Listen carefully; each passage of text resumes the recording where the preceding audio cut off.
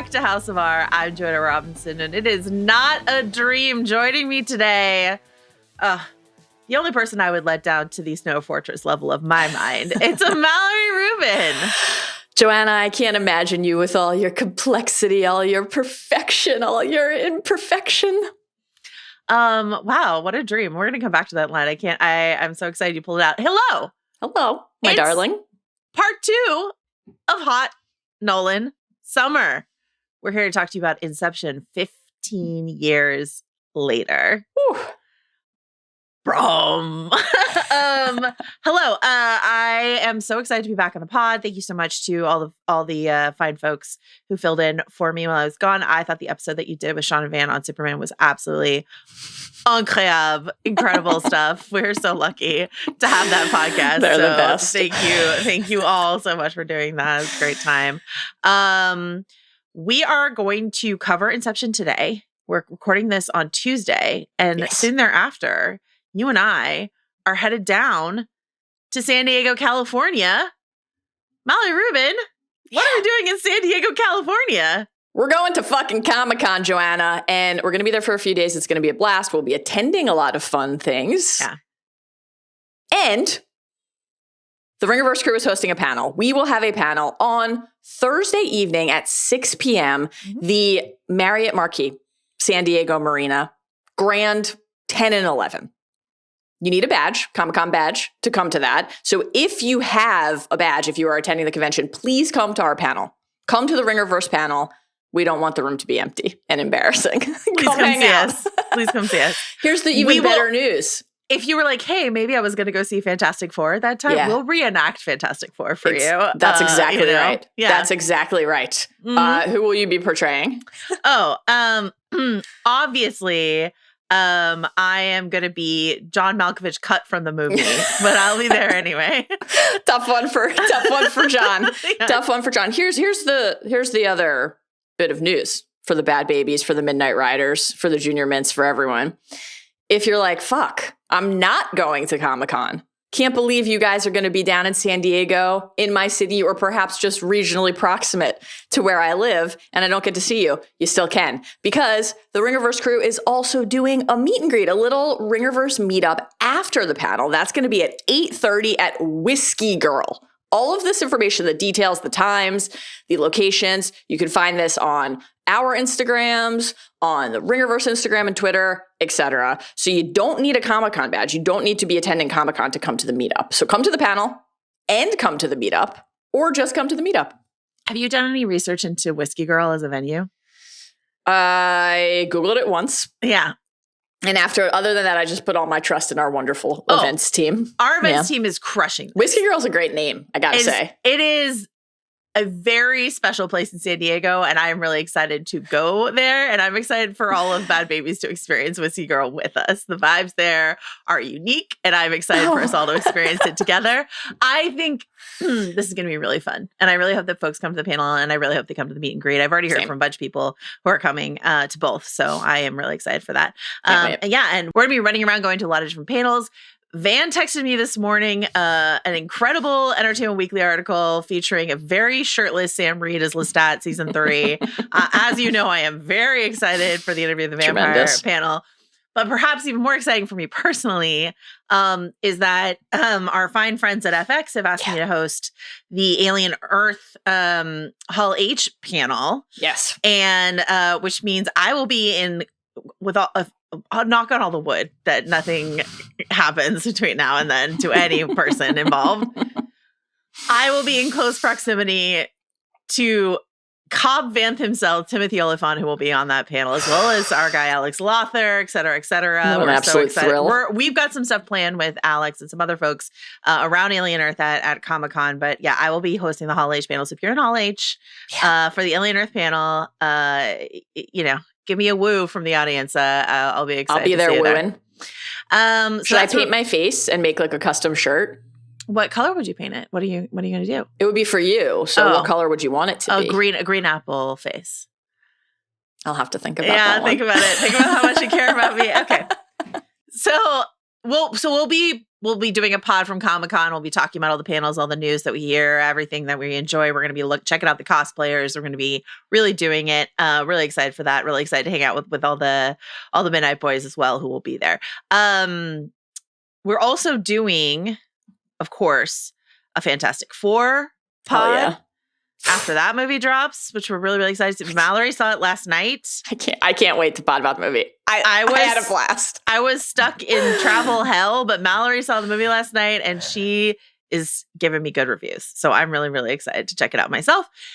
And also we have a best of the quarter century pod still coming up, our villains. We had to shuffle some pods around because of travel and other things. So Stranger Things season 2.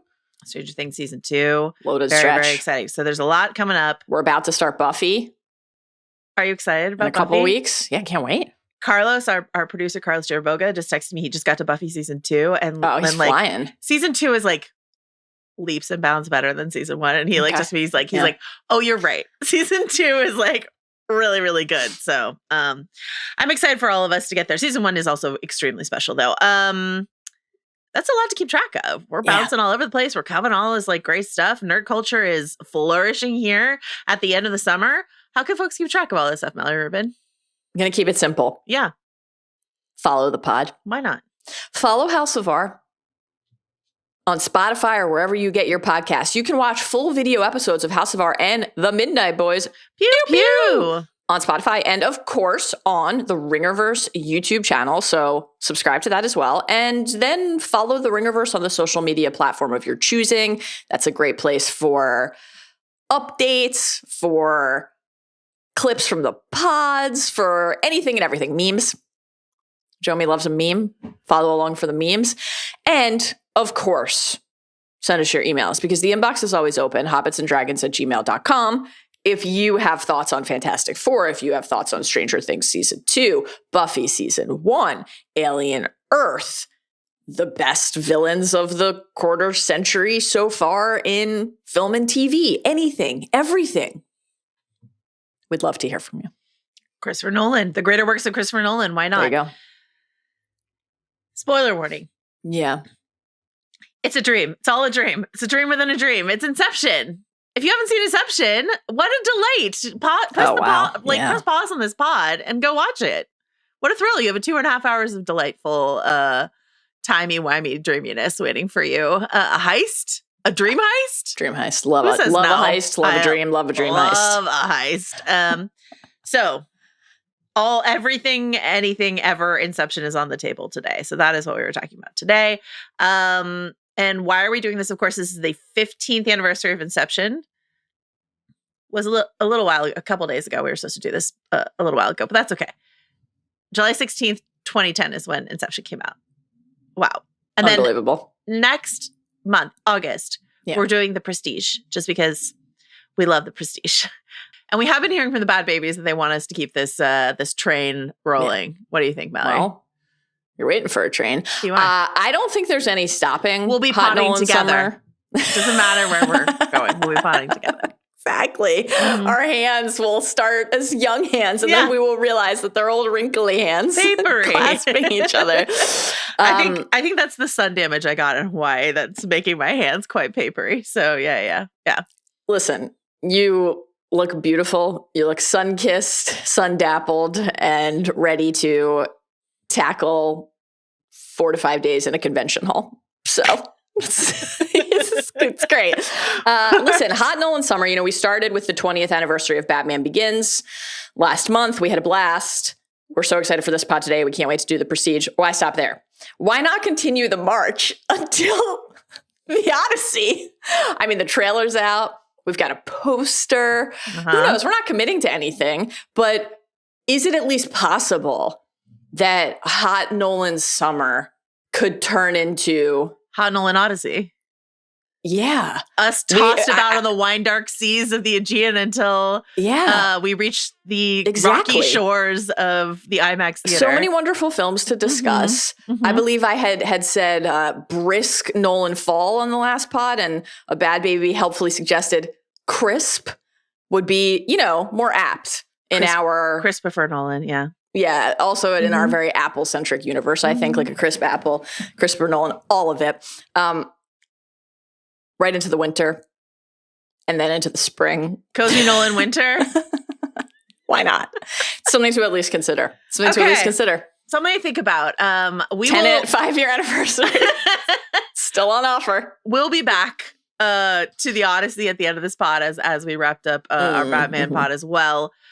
We are going to do what we did last time, which is like we do some general discussion, and then we're going to get to sort of like our superlatives, our rewards, our Nolan, categories eventually. Let's talk about some details, some creative specifics of this particular movie, Inception. Directed by Christopher Nolan. Ever heard of him? Yeah, I've heard of him lots. Screenplay by Christopher Nolan. From an idea he had banging around basically since college. Did you come across this anecdote when you were doing any of your Inception research? His breakfast anecdote that he likes to talk about in Inception interviews? This is one of my favorite, deeply aspirational, don't give up on the thing you've wanted to do since you were just like a young, precocious intellectual thinking your whole life was ahead of you. And in the moments where you feel like maybe it isn't anymore, your mind feels sluggish. You're like, I never get any sleep. How can I function? What do I do? Sometimes an idea that you had in college might turn into one of the best movies ever made. It's entirely possible. Chris Nolan, I think, was about 40 when he made this movie. And so Mallory Rubin, your Inception years are still ahead of you. There you go. As we mentioned, this opened July 16th in the U.S., opened July 8th, 2010 in the Odeon in London. I just want to mention that because the Odeon is one of the best movie theaters in the world. So what a dream. When you make your opus that has been banging around your head since college, I hope it opens at the Odeon in London. Same. I hope most of my future life unfolds in London.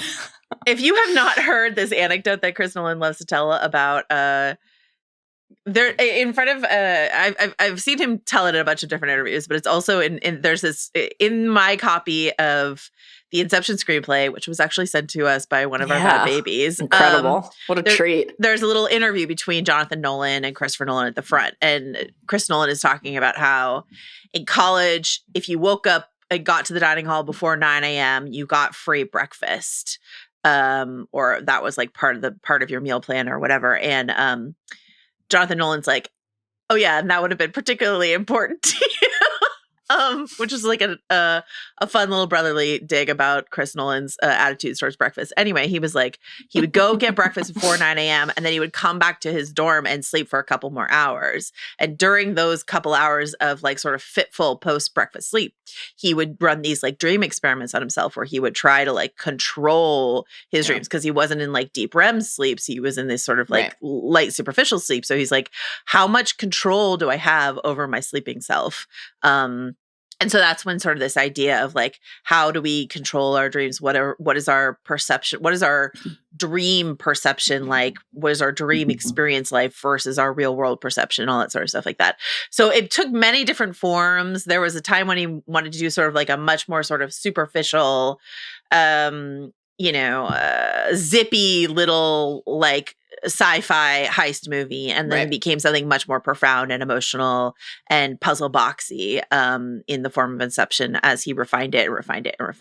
But it all goes back to college breakfast. Okay. Nice to not have 8 a.m. lectures, gotta say.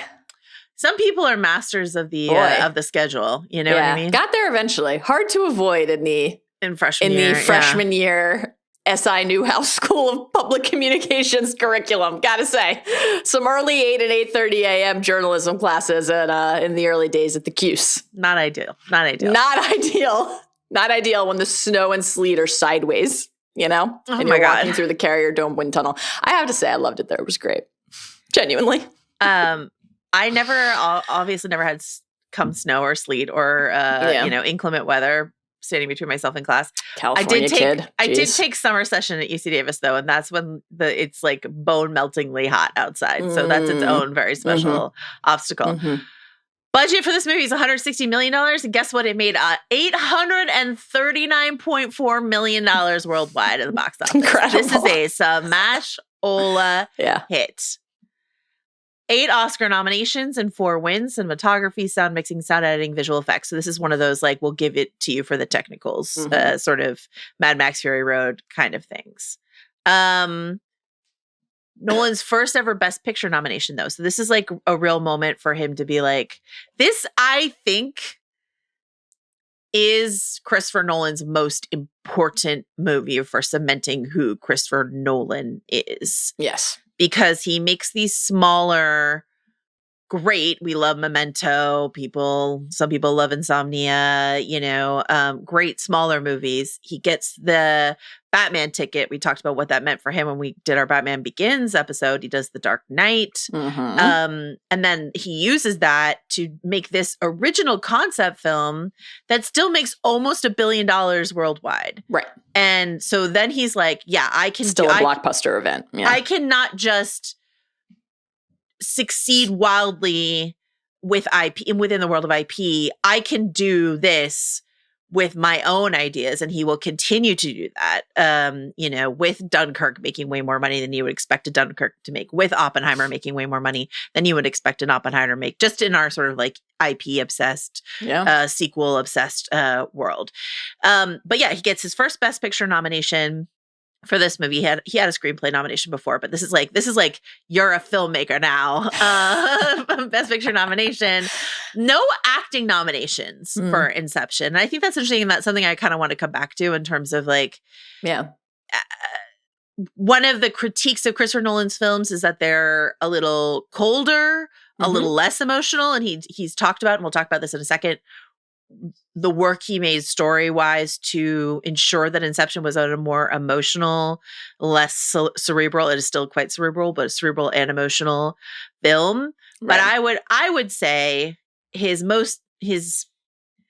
best and most emotional work is done with a Jonathan Nolan script. I have always felt this way. So like Memento, Prestige, and Interstellar, and some of the Batman movies, those are Jonathan Nolan scripts. And I think if you think about like McConaughey crying his little eyes out in Interstellar, or everything that happens in the Prestige and Memento, that's a Nolan, that's a different Nolan adding a different spice to the goulash. This Inception goulash is delicious. But for me, I like the even spicier, more tear-soaked blend that comes with a Jonathan Nolan script. Anything else you want to say about these sort of specs and particulars before we get into our general discussion of this film? I'm surprised by the lack of acting nominations, because I think the performances are universally quite strong in the film. But like you said, we'll come back to that. We have some performance-specific categories across the pod today, so we can return to that as we go. Let's do that. All right. Let's go into our general discussion section of this film, starting with Blast from the Past. Mallory Rubin, where were you in 2010? Where was I in 2010? I was a couple years out of college, and I was living in New York City. New York City. Working at Sports Illustrated, living the dream.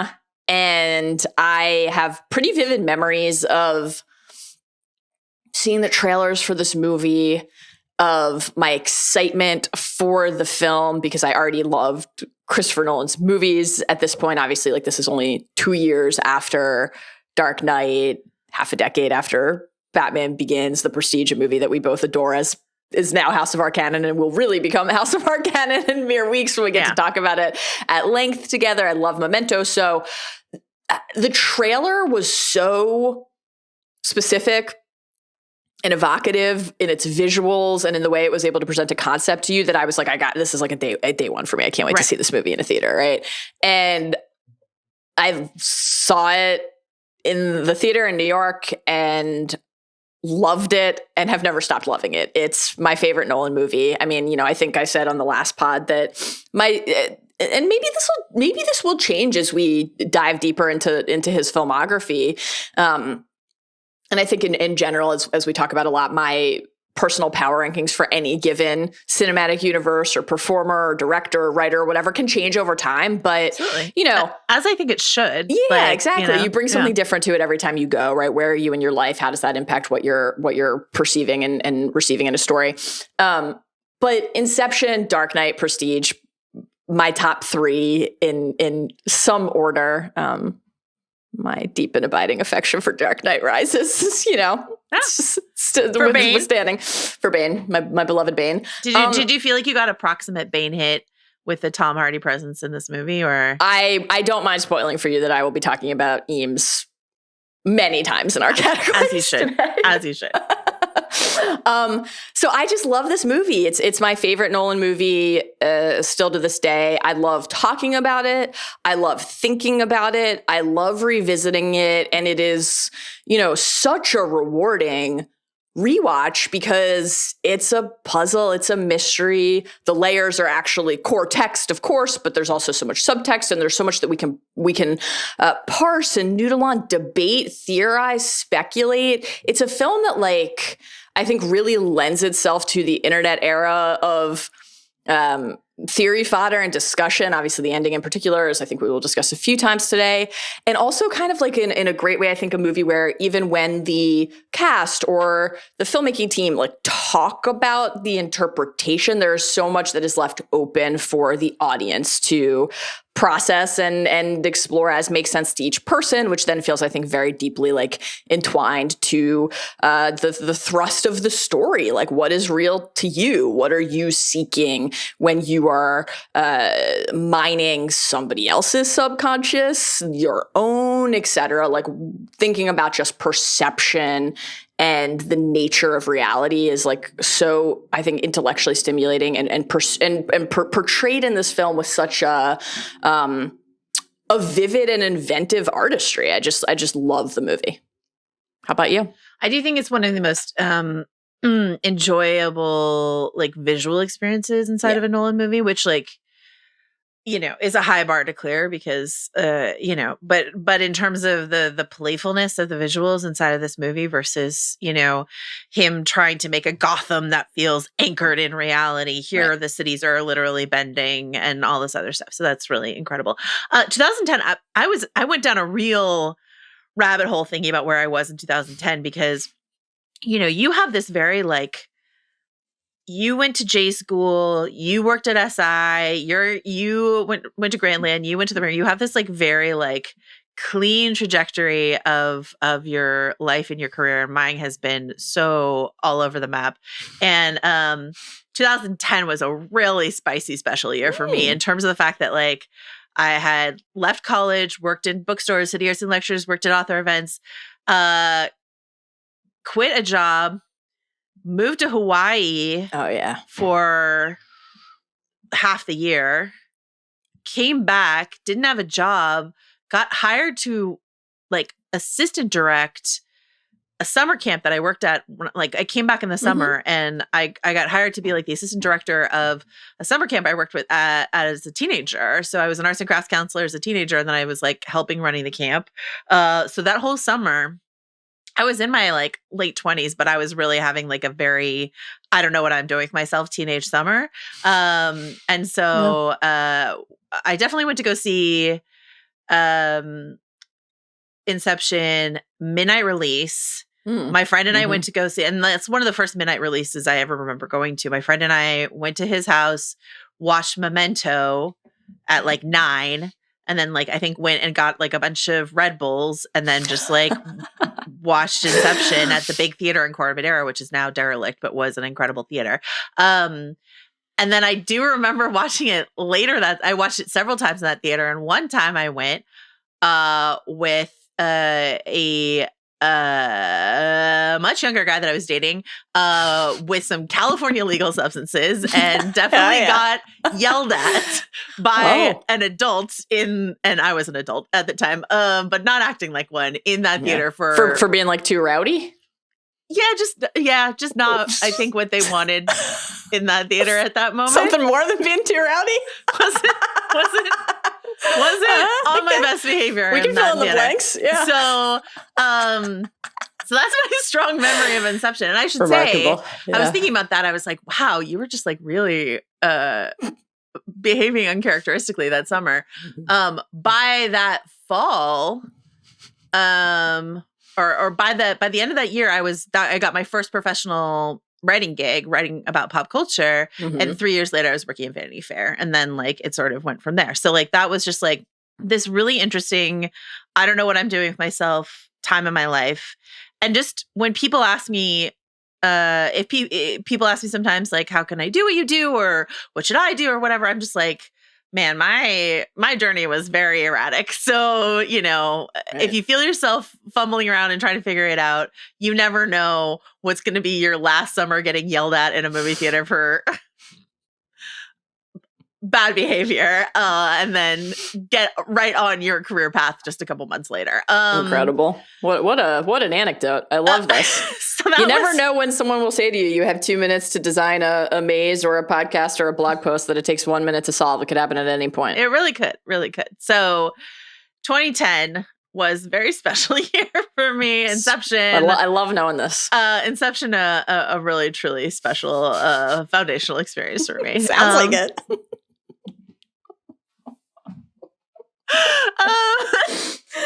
Christopher Nolan, this movie came out in 2010, but it is deeply influenced by the films of the late 90s. Mm-hmm. He cites The Matrix and Dark City and The 13th Floor and his own film Memento, and also Heat, and also 2001, and a bunch of other stuff is in the mix there. But he's taking this era of sci-fi films in the late 90s that were all about sort of questioning the nature of your reality, right, and revisiting it in the I've had 10 years to think about this.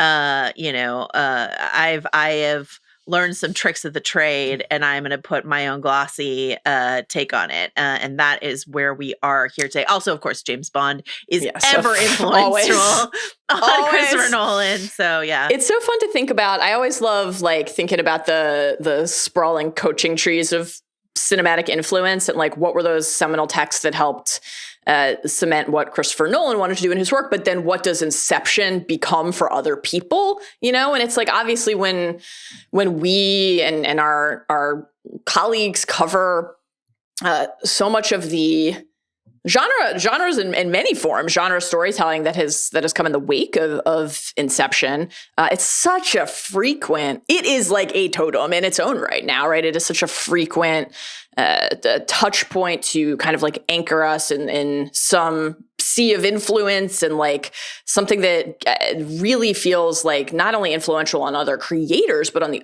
audience. It can come in so many different respects. I don't know, something like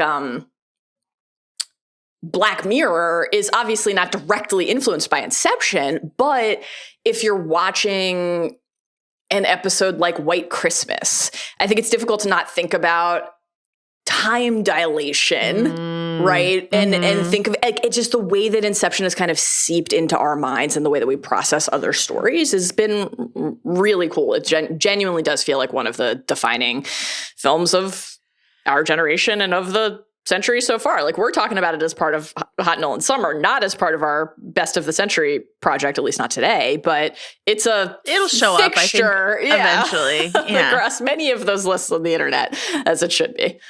Yeah, it's interesting. I was just thinking about this the other day about the concepts that come from film and television that usually I'm pretty good at sourcing, if I lived through it, sourcing where it came from. But sometimes things become so pervasive that so there was a category. Do you ever play the New York Times Connections game? I don't. Seems fun. Right. So there was a category a couple days ago. Never done Wordle once in my life. Not once. Oh, you would crush Wordle. You'd be really good at it. I haven't welcomed it into my life, and now it feels too late. Let's do it together in San Diego this weekend. Okay. But one of the New York Times Connections categories from a couple days ago was concepts introduced in Seinfeld. And some of them were really easy, like Festivus was in there, that's easy. Yada yada was in there, that's easy, or whatever.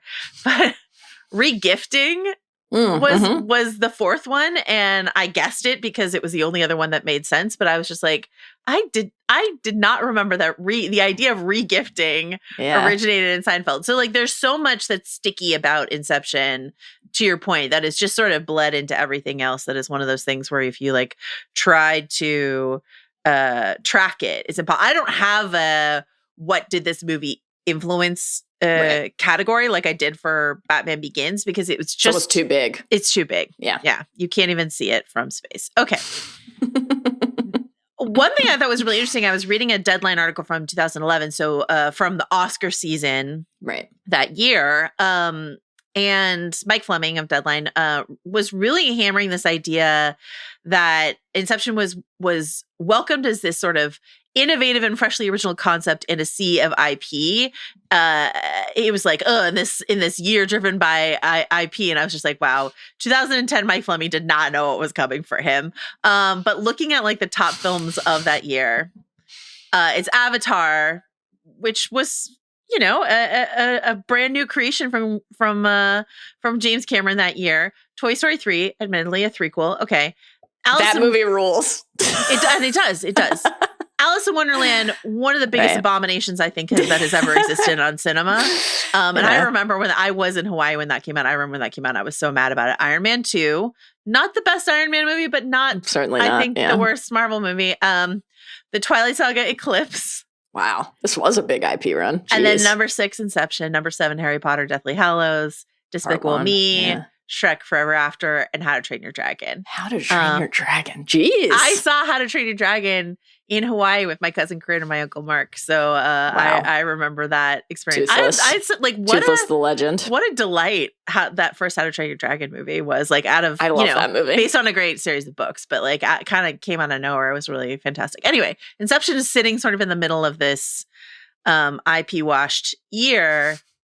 And Fleming wrote, when Inception was released back on July 16th, the strikingly original film shook up a summer marketplace filled with derivative sequels and unfortunate remakes that had critics decrying the creative barrenness of studio films, which is why writer-director Nolan garlanded respect from Hollywood for using his clout from Batman Begins and The Dark Knight to film his own long-gestating spec script from an idea that had rattled around his head for a decade.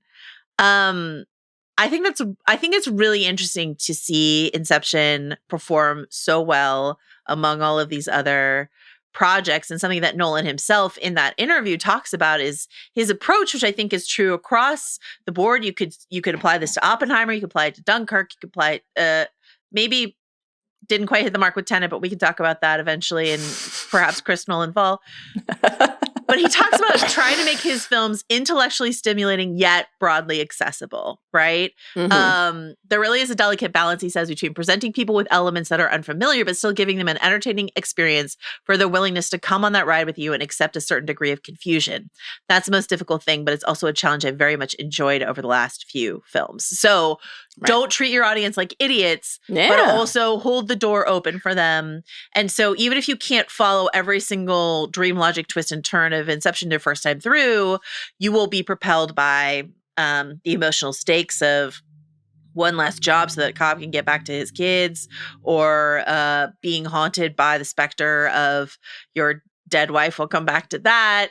Or just the delight and enjoyment, the various chases and gunfights and all the other things that happen inside of this incredible action movie. Yeah. All of that is in the mix inside of this thing where he's like studying the science of sleep and all the other things that come with it. Yeah, I think that is one of the reasons that the film is so indelible and that its impact is so lasting is like you can bring a lot to it and you can receive it in different ways. And like the genre blend, you know, the fact that it is a heist movie, it is this great, genuinely great action thriller. I mean, we're going to talk about some of those the truly, truly iconic stunt work and set pieces. The editing, as is often the case in a Nolan movie, of course, the layering in many respects in this movie, the layering, the sequencing, the blending, the melding. It is a deeply sci-fi story. It is a love story. It is a story of lost love. It is a deeply like philosophical, downright existential story. And so it invites and welcomes certainly a level of intellectual rigor and assessment and analysis. But I think more crucially even than that, it welcomes curiosity, right? It is a movie that opens its doors for your imagination because it is rooted in the idea of imagination, right? Genuine inspiration, that moment when Cobb is describing and explaining what the architect does in this dream world to Ariadne for the first time. Genuine inspiration. And like that as the core germ of the thing that the characters are interested in, then it also becomes that incepts us as viewers and becomes the core thing for us. And you can take that in so many different ways. So can you debate and think about and study at a scholarly level Inception for now 15 years? Absolutely. Can you watch it once and be like, that was pretty fucking cool and like fun? I don't need to really like think about it beyond that. Yeah. And that's all valid. And so are many different permutations in between. And that's just like, I think really fun to create something that people can immerse themselves in that fully, but that doesn't necessarily require that level of diligence. But like, yeah, the treating of the audience member as somebody who is a participant in the story, somebody who is being welcomed in as a plugging in, to the dream kit, welcomed in as a member of the team, is I think really, really crucial to like why it is such a gripping and rewarding viewing experience for people. I think something that gets in the way of Inception being my favorite Christopher Nolan movie is I think this film is so successful in that regard. And then also you can see the seams on it a little bit via the Ariadne character who is brought in as the new member of the team, who is brought in to almost exclusively ask questions. Yes. That is almost exclusively what her Yeah. character does.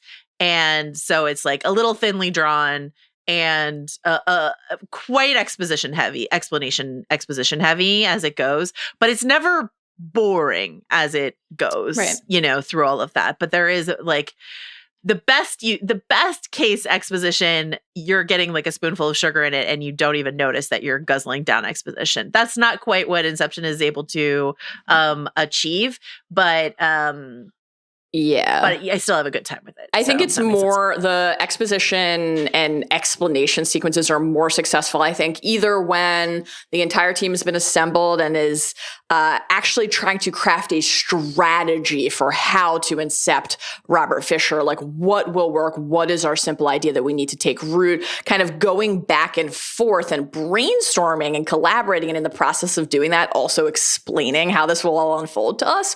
Or even something like when Cobb seeks out Eames for the first time. Again, a sequence I will be returning to more than once today. Just great shit. And Cobb asks Eames about Inception. We are learning more about Inception, about what has gone wrong and not worked in the past, about what is necessary to pursue it in the future through a very authentic. Cobb doesn't need someone to explain that in a I'm new to this world, what is this, how does this work fashion. Right. But Cobb is like, when I did that, it was by mistake.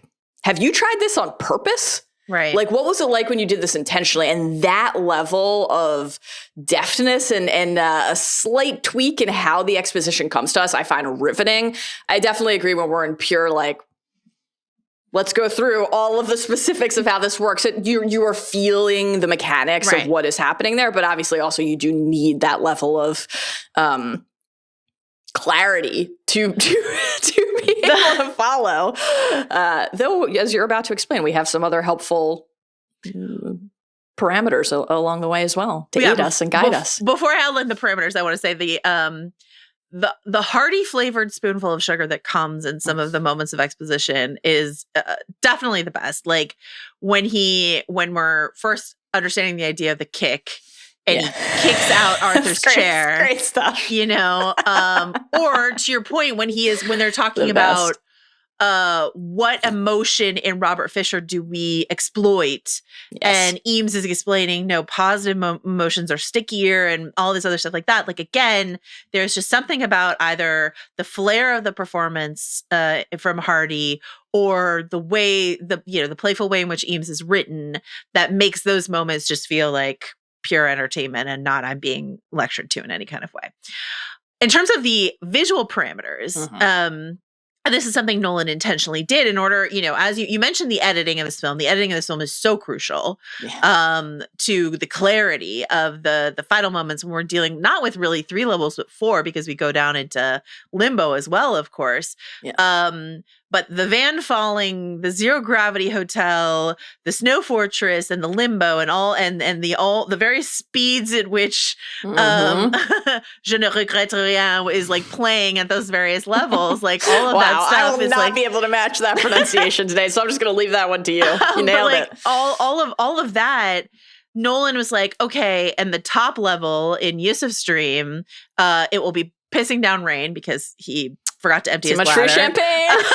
Too much free champagne. So it's Among Us. So it's pissing down rain. So we can always, in a close-up, know when we are in Yusuf's level of the dream because we've got the rain, right? And then we've got one of them, it's a nighttime interior inside of the hotel, and then you've got the snow. And so Nolan's like, I made these landscapes so distinct and these environs so distinct so that even in, like, if someone's wearing a snowsuit, you don't have to think for a second where we are. You know where we are. If Joseph Gordon-Levitt is floating down a hallway, you know where we are. And so you can cut back and forth. Absolutely. So you can cut back and forth without having to give chyrons or even like really dramatic lighting differences or something like that clues in order to let the orient the audience as to where they are. And that is just such a thoughtful way for him to save himself a lot of work inside of the movie. I mean, it takes work to create it, but it saves many steps on the back end in terms of the clarity of the editing process. Yeah, and I think it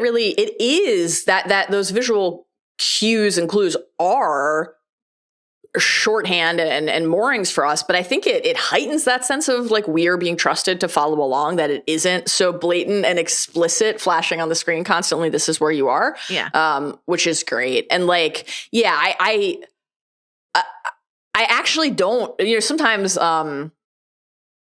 directors say things and you're like, okay, yeah, sure, but I actually can't think of a moment in the movie where it is not readily apparent where you are.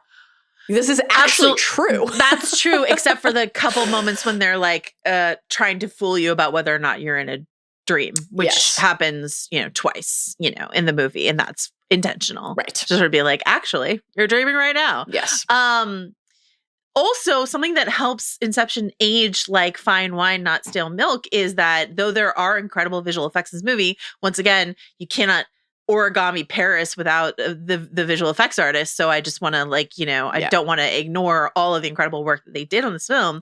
But a lot of these set pieces and setups are done practically in camera. Be it, like all of the Joseph Gordon-Levitt hotel stuff. If you've watched the behind the scenes, which is one of my very favorite behind the scenes that I've ever watched in my life, watching the hallway rotate, so that he himself can do these most of his own stunts. The exploding fruit in the street, so that is done with different camera speeds and stuff like that. So with shots mapped together and stuff like that, but doing so many effects in camera, which again, Nolan cites Stanley Kubrick's 2001: A Space Odyssey and also his own work on The Dark Knight and Batman Begins. That's a real flex to me. It's like, Joe, which other podcasts would you say are most influential in your podcasting work? And then you just list off a bunch of your own pods. I think the Prestige TV podcast is really really aspirational. Do great work on that show. It's true. But yeah, his experience doing practical, and it just makes the film feel eternal. We talk about this a lot when we talk about, Lord of the Rings, which definitely has a lot of digital effects in it, but Lord of the Rings versus something like The Hobbit, which is much, much more digital effect heavy and then just looks staler sooner. For sure. And that's just, the nature of these kinds of looks. Okay. We will, as we mentioned, have sort of performance-specific categories when we go through our categories of this film. But I did want to ask you this question because, so I watched this film a couple times to prep, and one of the times I watched was on this flight I had recently with two of my friends. We coordinated on, one of them was watching on the seat back, because Inception was just the in-flight entertainment. So seat back screen. Someone else was watching on their phone. I was watching on my phone. So we were coordinating our thing. And then we had to pause every time there was an in-flight announcement because the in-flight announcement pauses the seat back entertainment. And so we had to pause, recalibrate. It was a real, it was a real Inception, sort of coordinate your kicks, sort of viewing experience. Can't miss the kick. It wasn't my only Inception viewing experience, but it was one of them. And the conversation that I had with those pals was about, one of them really did not like Leo did not think Leo was the correct choice for Cobb in this movie. And that person had not seen the film previously, or had? She had, and she liked it, but maybe hadn't watched it in a little while or whatever. Got it. But she felt like Leo was a little stiff inside of the movie. The role was offered to Brad Pitt and Will Smith before it was offered to Leo. They were either uninterested or confused or whatever until Leo was like, fuck yeah, I'll do it. It's a really interesting time in Leo's sort of star trajectory in that, like, he doesn't make any movies in 2009. 2008 was a kind of a tough year for him because he made Revolutionary Road and Body of Lies, neither of which really landed, I think, the way that he, Revolutionary Road was this hugely touted Kate Winslet, Leonardo DiCaprio reunion, and it got attention, but not, I think, wasn't. And then Body of Lies, nobody liked. So that was 2008. 2010, he does both this and Shutter Island, a movie that has definitely grown in people's estimation, but was not like super tip top well received when it came out, is my memory. Both of them twisty, psychological, dead wife movies. Yep. But just like, and then after this, he makes Django Unchained. I feel like his performance in Django Unchained just like really cements a completely different time in DiCaprio's career of just sort of like, I'm trying things, big things. Interesting. Yeah. Wolf of Wall Street, Revenant. Yeah. So this is him coming off of like, he was like teen Leo, and then he was like, I'm actually, take me seriously, Scorsese, like muse Leo. And then this is like a sort of in between, but Inception being such a huge hit, him being the undeniable like anchor star of it, is like a huge moment in his career. But I'm wondering like how you feel about Leo in this movie. Are you like, I can't think of anyone else as Cobb, it's got to be Leo, or it's no one, or how do you feel about it? So I will say in general, I think just because his career is so, top to bottom loaded, that any quiet period doesn't really feel like notable to me, because it's such those always feel like, like little, like blips that are just, we're never very far removed. I mean, what is it, like Gangs of New York and Catch Me If You Can are both 02, right? Mm-hmm. Aviator. I mean, he gets to piss in jars in 04. That's a thrill. Departed. 06. Departed. Great one, obviously. So, yeah, I Blood Diamond, big accent word. Blood Diamond, yeah. Also 06.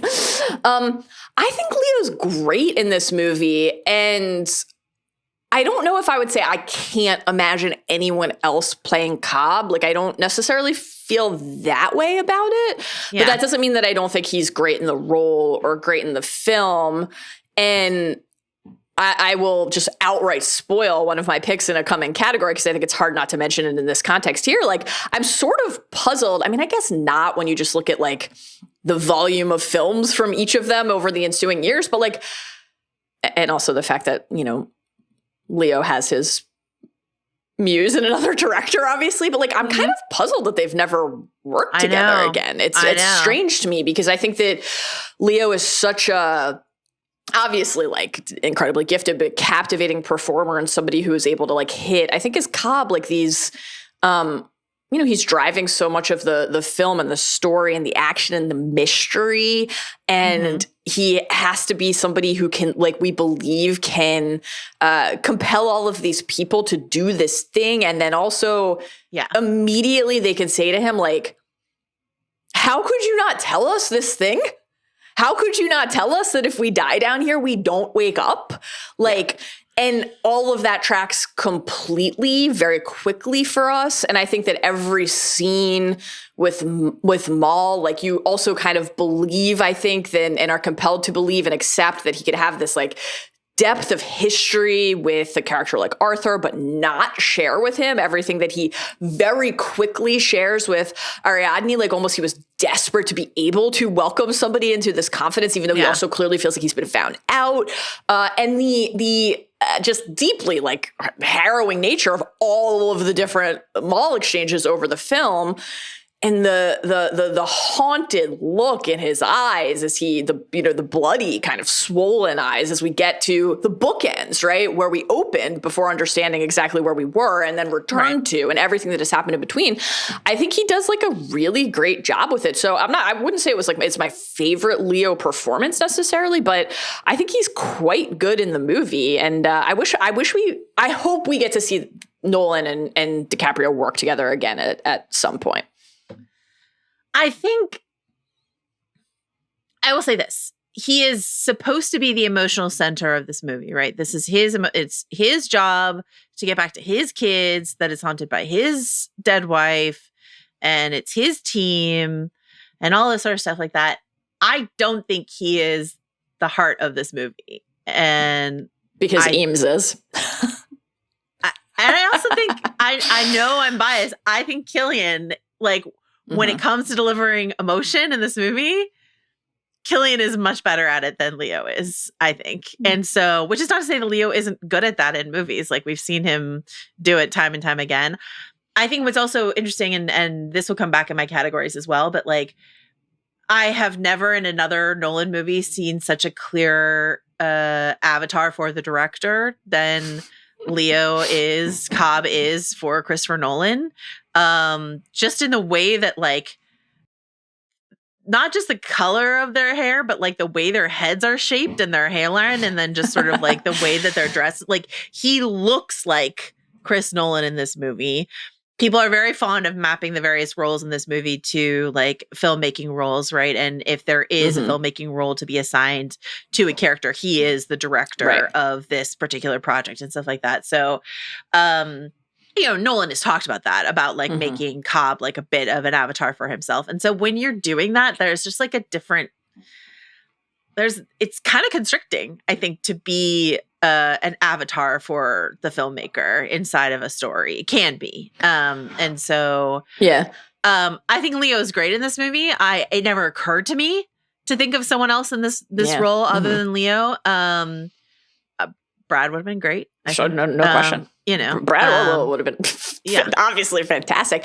I think that part of the reason that more restrained performance really works for me is because it feels to me like necessary and intentional. Like, the character is operating from a position of fear, right? Fear of the way that the mall's projection is no longer something he can contain or control. Obviously, like, that is literalized in her presence throughout the film, and then we build towards something like oh my god, you brought a literal freight train in here. What are we gonna do?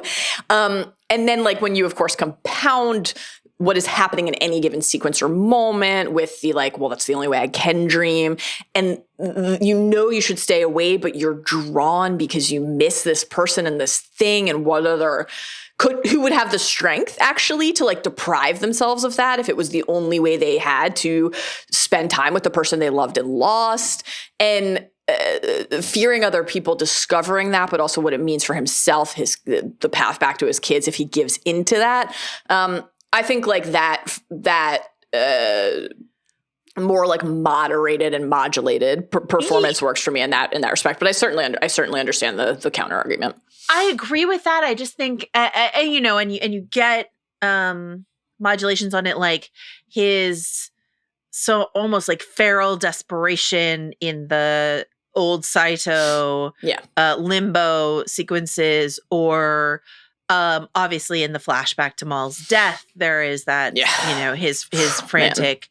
But I just think, I think this really just does sound like I'm in the tank for Cillian Murphy. But like, if you think about something like Oppenheimer, where you've got Robert Oppenheimer, who's in a similar situation where he is like trying to hold everything together, is a fairly restrained person.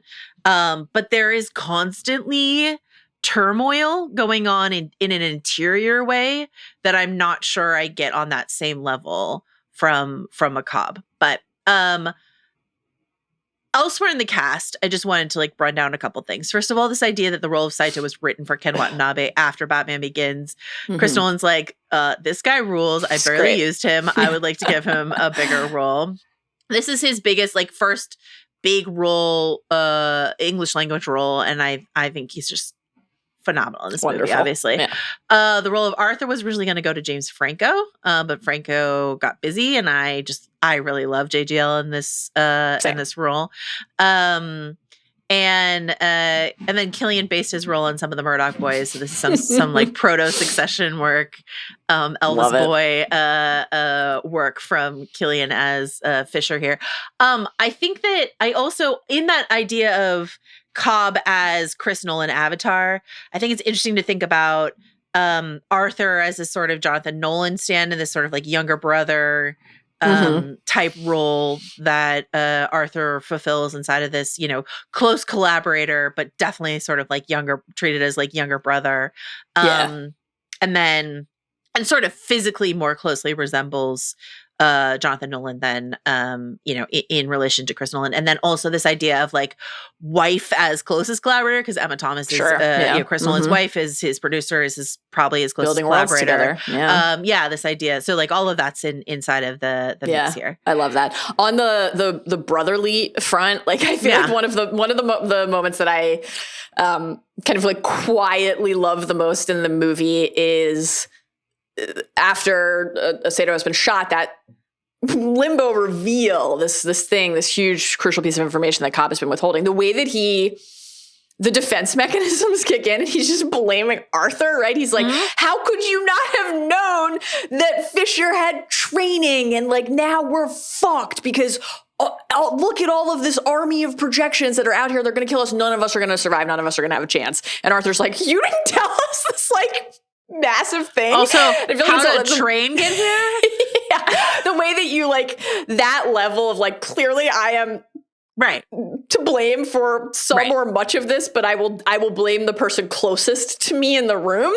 Yes, was real brother or like best friend or even romantic partner stuff. Just like a thing you do with somebody who has known you a long time, like the person who could also fill the role in the movie where, when Ariadne is like asking about Maul, how was she? That I love that quiet way that Arthur says she was lovely. Like just somebody who actually genuinely knew her and knew their life and knew their relationship and their history, right? Like not someone who has learned about it subsequently. You feel the depth of their the just expansive time that they've spent together. And it's just a crucial perspective because we have Maul as this sort of malevolent, obviously threatening figure. We've got Cobb's obviously like deeply personal dream memories of her, but who can tell us about her who's outside of that worldview? And so for Arthur, even though it's brief, for him to just be like she was lovely is very important. As I mentioned, people love mapping filmmaking roles on these various people. Like our guy Eames is the actor, and Arthur is the producer, and Saito is the money guy, and like all this other stuff like that. Yusuf is the visual effects artist or the technical side of things. Nolan does not like to talk about this movie like it's a comp for filmmaking, but he does like to talk about it as like a comp for building. And there, Eames is a designer name. Like there are designer names inside of this. He talks about architecture. He talks about designing. He talks about mazes. He talks about something like the city of Mombasa is itself like a maze-like city and all this sort of stuff like that. So he's talking about what it means to build and design and construct. And if you, the viewer at home, are like, yeah, like constructing a movie, then that is fine. But that's not how Christopher Nolan likes to talk about it. Yeah. So I thought that was interesting. Like that he's just sort of like, it's not about movie making. It's about architecture. And everyone at home is like, okay. And sure. and aren't they the same thing though in some way, right? Like isn't constructing a movie, building a fortress or a maze or a portal in some way? I love that. So many of the character names obviously map onto something else in life or history. Eames, they're all, it's hard to pick. There are a number of great ones and very compelling ones, but Eames is particularly good, not only because to your point, this like iconic fabled titan of design, but because he's a forger Like, I'm not enough of a furniture expert to actually say this with any level of confidence, but I feel like you could probably make the case that the Herman Miller Eames chair is like one of the most imitated pieces of furniture. Yeah. So it's just perfect. It's great. You guys have an Eames chair, don't you? We do. Yeah. It's my pride and joy. I'm like, genuinely, your house is so beautiful. And like walking around your house, I was like, wow, this house is beautiful. And then my eyeballs went immediately to the Eames chair. And I was like, it's new. Pretty new. It's beautiful. It was a big moment in my life to get that. Oh yeah. That's a tick. I've really done it. I've got an Eames chair moment. We barely use it because it's just Halo sits on it every day. He loves it. Classic. A man of taste. A throne for a king. You know what I mean? Exactly. Okay. Yeah. You mentioned this already, but I do want to just underline this idea that like the open nature, the debatability of the ending, the ambiguity of the ending is part of what keeps Inception constantly talked about. Similar, to like the ending of The Sopranos. There is joy to be found in an ambiguity, an ambiguous ending, not just because it will keep people debating online for all of time, but also because to your point, it then makes the movie-going experience so subjective. Right. What story do you want to be watching? Yes, exactly. Are you watching a movie where Cobb ends the story inside of a dream? Or are you watching a movie where Cobb, where it's important that Cobb be in reality? Is that a happy ending? Is that a sad ending? What are the clues you want to track that define it one way or another? Nolan said in a Variety interview, I think from the Oppenheimer run, so just recently, he's like, I think it was Emma Thomas, his wife, producer Emma Thomas, who pointed out the correct answer, which is Leo's character. The point of the shot is the character doesn't care at that point. It's not a question I comfortably answer. He's moved on and is with his kids. The ambiguity is not an emotional ambiguity. It's an intellectual one for the audience. That being said, Michael Caine said in an interview, when he was confused about what's real and what's not inside of this movie, Chris Nolan told him, if you're in the scene, it's real. Mm-hmm. And who's in the final scene of this movie? Christopher Nolan. So if you choose to believe that Chris Nolan was being completely clear when he told that Michael Caine that Michael Caine is remembering that perfectly, and that all of that is true, that could be a clue that the ending is the real world. But I actually prefer it to be ambiguous.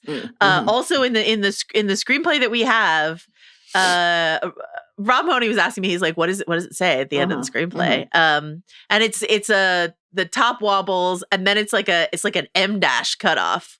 So there's no information one way or another inside of the in the screenplay, of course. Right. Why would it be? Like, I get the definitive answer at last. And of course, that would defeat the point entirely. So, I love it. Anything you want to say about the ending? I mean, you've already sort of alluded to it, but anything? Do you have a personal? I'll come back to. Okay, I'll come back to it in one of my picks. Okay. Yeah. I do have a personal belief. Okay. But people will have to keep listening to the pod to find out what it is. What a tease. What a teaser. Wow, you're really good at this. Do you have any inspirations for this pod? Would you say like Bitch Mode has inspired you in your work on our podcast? My pick would be the Prestige TV podcast. Oh, man. My pick would be Batman Begins. Okay, great. The Dark Knight, just like Christopher Nolan said. Yeah.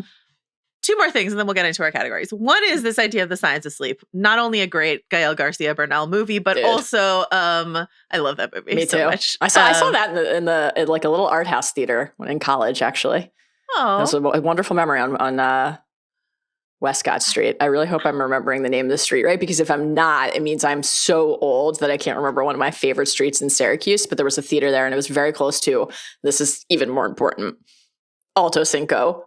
Because the covered burrito at Alto Cinco is one of my favorite pieces of just bites of food in Syracuse, New York. And we are recording at lunchtime. So always a mistake. I think I saw that at Sunday. I think that's true. Westcott Street, Syracuse, New York. Let's see. Anyway, Science of Sleep. Yeah. Great. Gael Garcia Bernal, Michel Gondry movie. But also, Christopher Nolan did do interviews with some sleeps. Okay, there's this great I love this. piece of video he did where he's talking to various actual sleep scientists. Mm-hmm. And then there's a woman who is like pretending to be a sleep scientist who is an actress. And you can tell because her makeup's better. And also her delivery is not as natural, but that's okay. If you weren't paying close attention, you might think this is just another sleep scientist expert that he's talking to in this like grainy video interview package. Are we absolutely certain this wasn't like an early prototype for the rehearsal? And like we had actors portraying the roles in order to learn something crucial about the science of sleep? Could be. Or about movie making. There's real information about the science of sleep in there that's so interesting. And it's about like, how difficult it is to pin down the exact border between dreaming and wakefulness, that space is so spongy and liminal that they cannot map the synapses correctly to be like, this is the moment that you're no longer dreaming. So that's interesting to me. Yeah. It's interesting to me that across cultures, there are universal dreaming experiences. Like flying is always a positive dreaming experience, no matter if you grew up with Richard Donner Superman or not. Like this idea of flying is this joyful idea. Falling, terrifying idea. Right. Being chased, terrifying ideas. And these are common shared human dreaming experiences, and that cross, geographical borders and cultural boundaries and stuff like that. I think that is fascinating to me. This idea that it is very common for people to dream of dead loved ones or lost loves and try to map those dream experiences sort of on their brain to the real lived experiences of those people in order to keep the memory of those people alive. So when you get to the Fisher father and son interaction at the end of this movie, like that is, a key core thing that we do so often in dreams. And this idea of lucid dreaming, changing your negative experiences to positive ones, all this sort of stuff like that. That being said, this fake sleep scientist inside of this video is like then starts talking about these governmental experiments, these military experiments that are mentioned in the movie as if they're real things. And so for a while, people thought, well, there's this real government thing where soldiers are stabbing each other in their dreams and blah, blah, blah. But that was just like a little bit of viral, like Blair Witch-esque marketing that Chris Nolan did for this movie, which is fun. Great stuff. Have you ever tried lucid dreaming? No, have you tried lucid dreaming? Not like formally or anything, but I remember when I learned about it for the first time, which was probably also actually like maybe like late high school, but probably more likely like probably in college. And I remember thinking, oh, that just seems great. Like being able to dream about the thing that you want to dream about, because I love a good dream. I hate a bad dream. But I know this is a controversial opinion. I hate a bad dream. Love a good dream. And it's interesting because on the one hand, I actually do really kind of like to see where my dreams take me and what that reveals about like what my anxieties are or what my desires are. But lucid dreaming is a pretty compelling prospect, just like really like trying to focus your energies on this is what I want this dream to be about or what I want to be able to explore in a dream is like kind of fascinating. I don't sleep. Great way to have the exact sex dream you want to have, Okay. Yeah. I don't or sleep walk. I would imagine. Can't say for sure. You don't sleepwalk. You're in the back of a theater of Inception and someone is yelling at you. I don't sleepwalk, except if I'm in times of extreme stress, and that I've been known to walk around and talk to people in the house while sleeping. Like really, really extreme stress. I will dream of usually working. Great. I have so many work anxiety. I had a work anxiety dream last night. Late for a panel. Wonder what that could be about.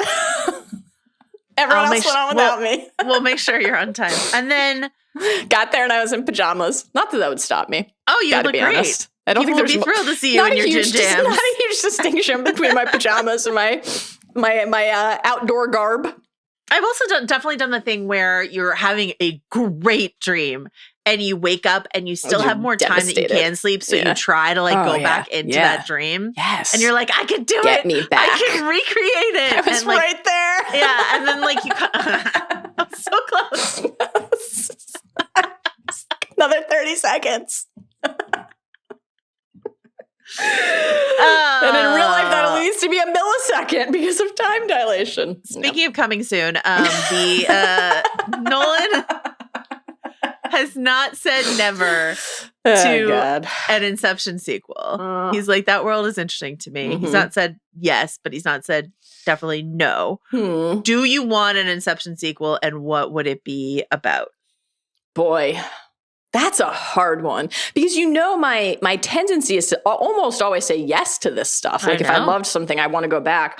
I think it's just to me, the movie is like this perfect article, and I don't want to I'm not sure if the prospect and enticement of more, which is intriguing, is worth the risk of diluting the legacy. Like it makes me a little bit nervous. I think what I would not necessarily, I don't think I would want to go back with these characters. Or spin off one character? Eames, I would go back with Eames, but like I don't want to be back with Cobb. I don't want to know something definitive about Cobb. Yes. But using this world to explore another story or another person's psyche. You would have to spin off with Eames and have him never say something direct about what happened to Cobb. Yeah. We don't want him saying, I worked for a guy once who got stuck forever in Dreamland. Could be a prequel. Could be the time that he didn't get Inception to work exactly right. Are we digitally de-aging people? What are we doing? Well, it's Tom Hardy, so he'll probably just be like, I'll wear a mask of some sort. I'd rather cover my beautiful face. Are you going to do what they made Diego Luna do, which is stick his face in a bowl of ice and Jade roll the shit out of him every morning before he gets on screen? Man, the ice water bowl thing, it's all over my Instagram. Oh. I don't know why. What have I done with my algorithm that I get so many of those videos? You have perfect pearly glass skin, and everyone else certainly is like, not that. How can I? I guess I honestly can't explain it. I must be lingering on enough, like, seems shocking that this would be true for me, but I guess I must be spending enough time on some sort of like wellness or beauty or fitness or something, fashion, lifestyle reels, that I'm getting served these ice water bowls. Maybe I'm just like, I don't know. Maybe I honestly can't explain it, but they're all over my feed. I have no explanation for it. It's that and cats and sneakers, pretty much. That sounds right. And a lot of still Superman press junket. I think what's happening, and I really hate that this is happening to you because it definitely happened to me several years ago, is they just know how old you are. And even though you look like you're 18, yes.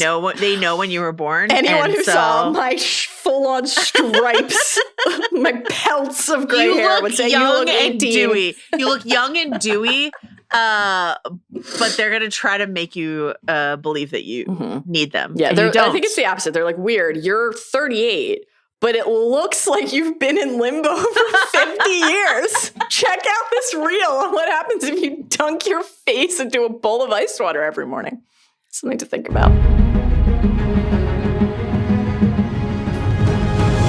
All right, let's do our top 20. Inception top 20, combination of superlatives and other sundries.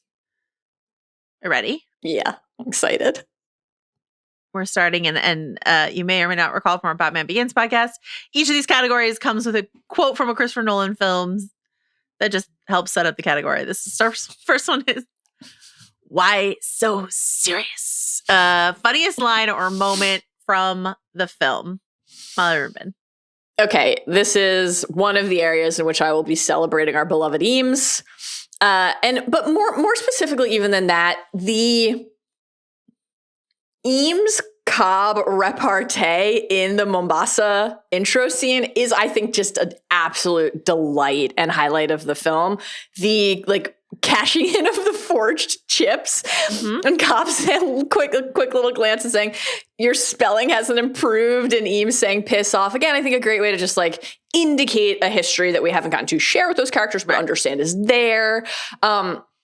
Everything with the tail in that stretch when Cobb says, that price of my head, was that dead or alive? And Eames is just like, don't remember. See if he starts shooting. Incredible. And then when the tail sequence ends, the chase sequence ends, and Eames says, so this is your idea of losing a tail, eh? Cobb says, different tail. That is such an amusing, it's a very intense, frenetic movie. And the levity in that sequence, and in general, of course, from Cobb is, I think, from Eames is, I think, wonderful. Plenty of Eames Arthur moments that really make me chuckle as well. So that's that sequence with Eames and Cobb in the We Need a Forger is my pick. I have some runners up, but I'll save them till after you share your winner here. What do you got? Eames and Arthur were so special that Amazing. I remember, and I did not in my early internet days spend a lot of time on Tumblr, but I definitely hit the Eames Arthur tag on Tumblr because the very, very, very good special time on the internet. This is actually a quote pulled from our very next category. It's "You mustn't be afraid to dream a little bigger, darling." When Eames, good. Shows up with a bigger gun next to Arthur. You think that's a symbol for anything? A dude going into a dream world and saying, "You mustn't be afraid to dream a little bigger, darling," and then hoisting a large gun so big he needs both hands to hold it? I wonder what that could be about. I don't know. I wonder if Freud has ever talked about that. I think that is one of my favorite lines in any movie ever. And this is this movie was a real calling card for Tom Hardy, who had done, British period stuff and like a few other things, but like this was really like, who's that guy? And what's interesting was, one of our later categories is sort of like, you already sort of revealed that your answer is probably Leo, but like, who worked with Nolan in this movie and never worked with him again, but should have. But like, this is just this breeding ground for the Dark Knight Rises cast. It's it's almost the same cast. It's absolutely insane. Yeah. So, pulling Hardy and Marion Cotillard and JGL and all of them and plunking them over into it's wild. Really funny. Okay. So that's that. I mean, that is my moment, or any time that Eames is fucking with Arthur, because Arthur is like so self-serious.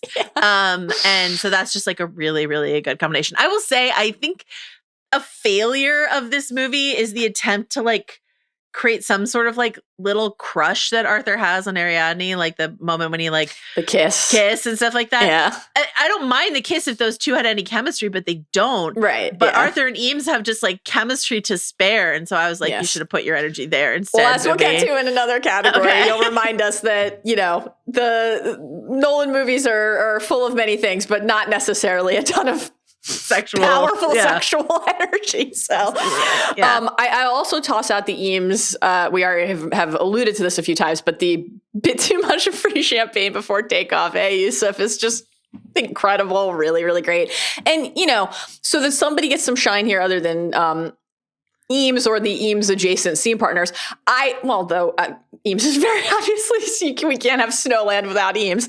I do love when Fisher, in what is largely a very, as you've noted, emotionally rooted role, rips off the "couldn't someone have dreamt up a goddamn beach" moment? Like that's great. I do get a kick out of that. I love it. Very good. All right, speaking of Eames, you mustn't be afraid to dream a little bigger, darling. Sickest Set Piece. Ruben. So we have another category. If anybody did not listen to the Batman Begins pod or did but has forgotten, we have Stunt coming in a separate category. So I just, in case anyone was like, how could you not pick the obvious thing? I was to say I'm picking it there. Yeah. So Zero Grav, rotating hallways are coming later. And because I had put that down, I think the first thing I filled out in the entire outline was for the Stunt category was the Arthur hallway fights, which I consider to be one of the most important bits of visual filmmaking in the history of cinema. 100%. I decided to go elsewhere here. And the set pieces in this movie are kind of like all mesmerizing, but they're difficult, I think, to separate from each other because they're intentionally stacked on top of each other. The thrust of the Fisher mission and the kicks and the layering of the kicks and everything that's happening with the van falling and the elevator and Arthur's plot and all of it, the hallways, like incredible, unbelievable, just highly memorable. I think I'm going to pick enough things from that stretch of the movie elsewhere that I decided to go in a part of the movie I wasn't sure what I would talk about otherwise today, which is the opening. I think that the opening of the movie, the fact that the movie starts with the dream within a dream layering, and we like, I think, I remember when we did our Batman Begins pod talking about that we were basically in essence in 5 different time periods within the first like 30 minutes of the movie. This is obviously something Nolan loves to do. Yes. But you could, I think maybe in Inception more than anywhere else, you could lose your audience completely right from the jump with what happens here at the start. But that's not how it goes, right? We're just like, holy shit, right away. We're riveted. The majesty of the visuals, we have the collapsing Sato dream. We have the swaying lights, the rush of water coming in because they've dunked on the layer above. Cobb has gotten dunked in the tub, in the flat. We have the mystery starting to unfold in real time. Dreamers down below, dreamers in the flat, Nash is monitoring, explosions outside, dreamers again, we're on a train, Nash is dreaming. What is happening in this movie? What is going on? When will I understand it? The carpet. A dream within a dream. I'm impressed, but in my dream, you play by my rules. Beat. But we're not in your dream. We're in mine, and the rush of the crowd into the room. It's just like, the tension we have right away, we're introduced to Maul as a figure and this idea of the betrayal, and Cobb shooting Arthur down in the Sato dream because we're like, oh my God, you can inflict pain on somebody, but then you can wake them up, and how that will set an expectation that is then subverted later with Limbo. When Sato wakes up in the flat and pulls the gun from under the pillow and like points it at Arthur. It's just this incredibly complex opening stretch that is not only really a riveting set piece in action because of what is happening down below and then in the flat, where we're stacking set pieces and action sequences, but because it introduces us so incredibly well to how the rest of the movie is going to function. I wanted to kind of like toast it because it's without a setup that's that strong, where are we? We need that morning. It was one of my answers to like best twist of the movie. Yes. That like first, there's another level of dreaming going on. Is really, really good. Also shout out Lucas Haas, who's here. Okay. Obviously I agree with you. Hallway fight we'll just put that aside. Yeah. I'm going to say the chase through Mombasa, which you already sort of like mentioned, but the way in which that whole thing is constructed so that later when Maul is like, hey man, are you sure that's real? You've got, paranoid delusions of people coming out, from nowhere. So like the Kobol men showing up as, unexpectedly and aggressively as, these other attackers inside of the dream space, the maze quality of the city, the absolute dream-like sensation of this alleyway is getting smaller and smaller and smaller and smaller, and I have to shove my body through this fucking crevice. I was going to say, I'm shocked by the pick because that is crevice adjacent. Yeah, but I think about that visual all the time. Yeah, it's good. Like just sort of like shoving himself through the end of that alleyway, stuff like that. So I think the chase through Mombasa in terms of set pieces is great one. My fave. Okay. You either die a hero or live long enough to see yourself become the villain. Who is the real villain of this movie? Mallory Rubin. My pick here is doubt. Specifically, doubting your own mind, which in general is one of my favorite things to explore, albeit a harrowing thing to explore, certainly inside of a story. I think this is like the way that this is...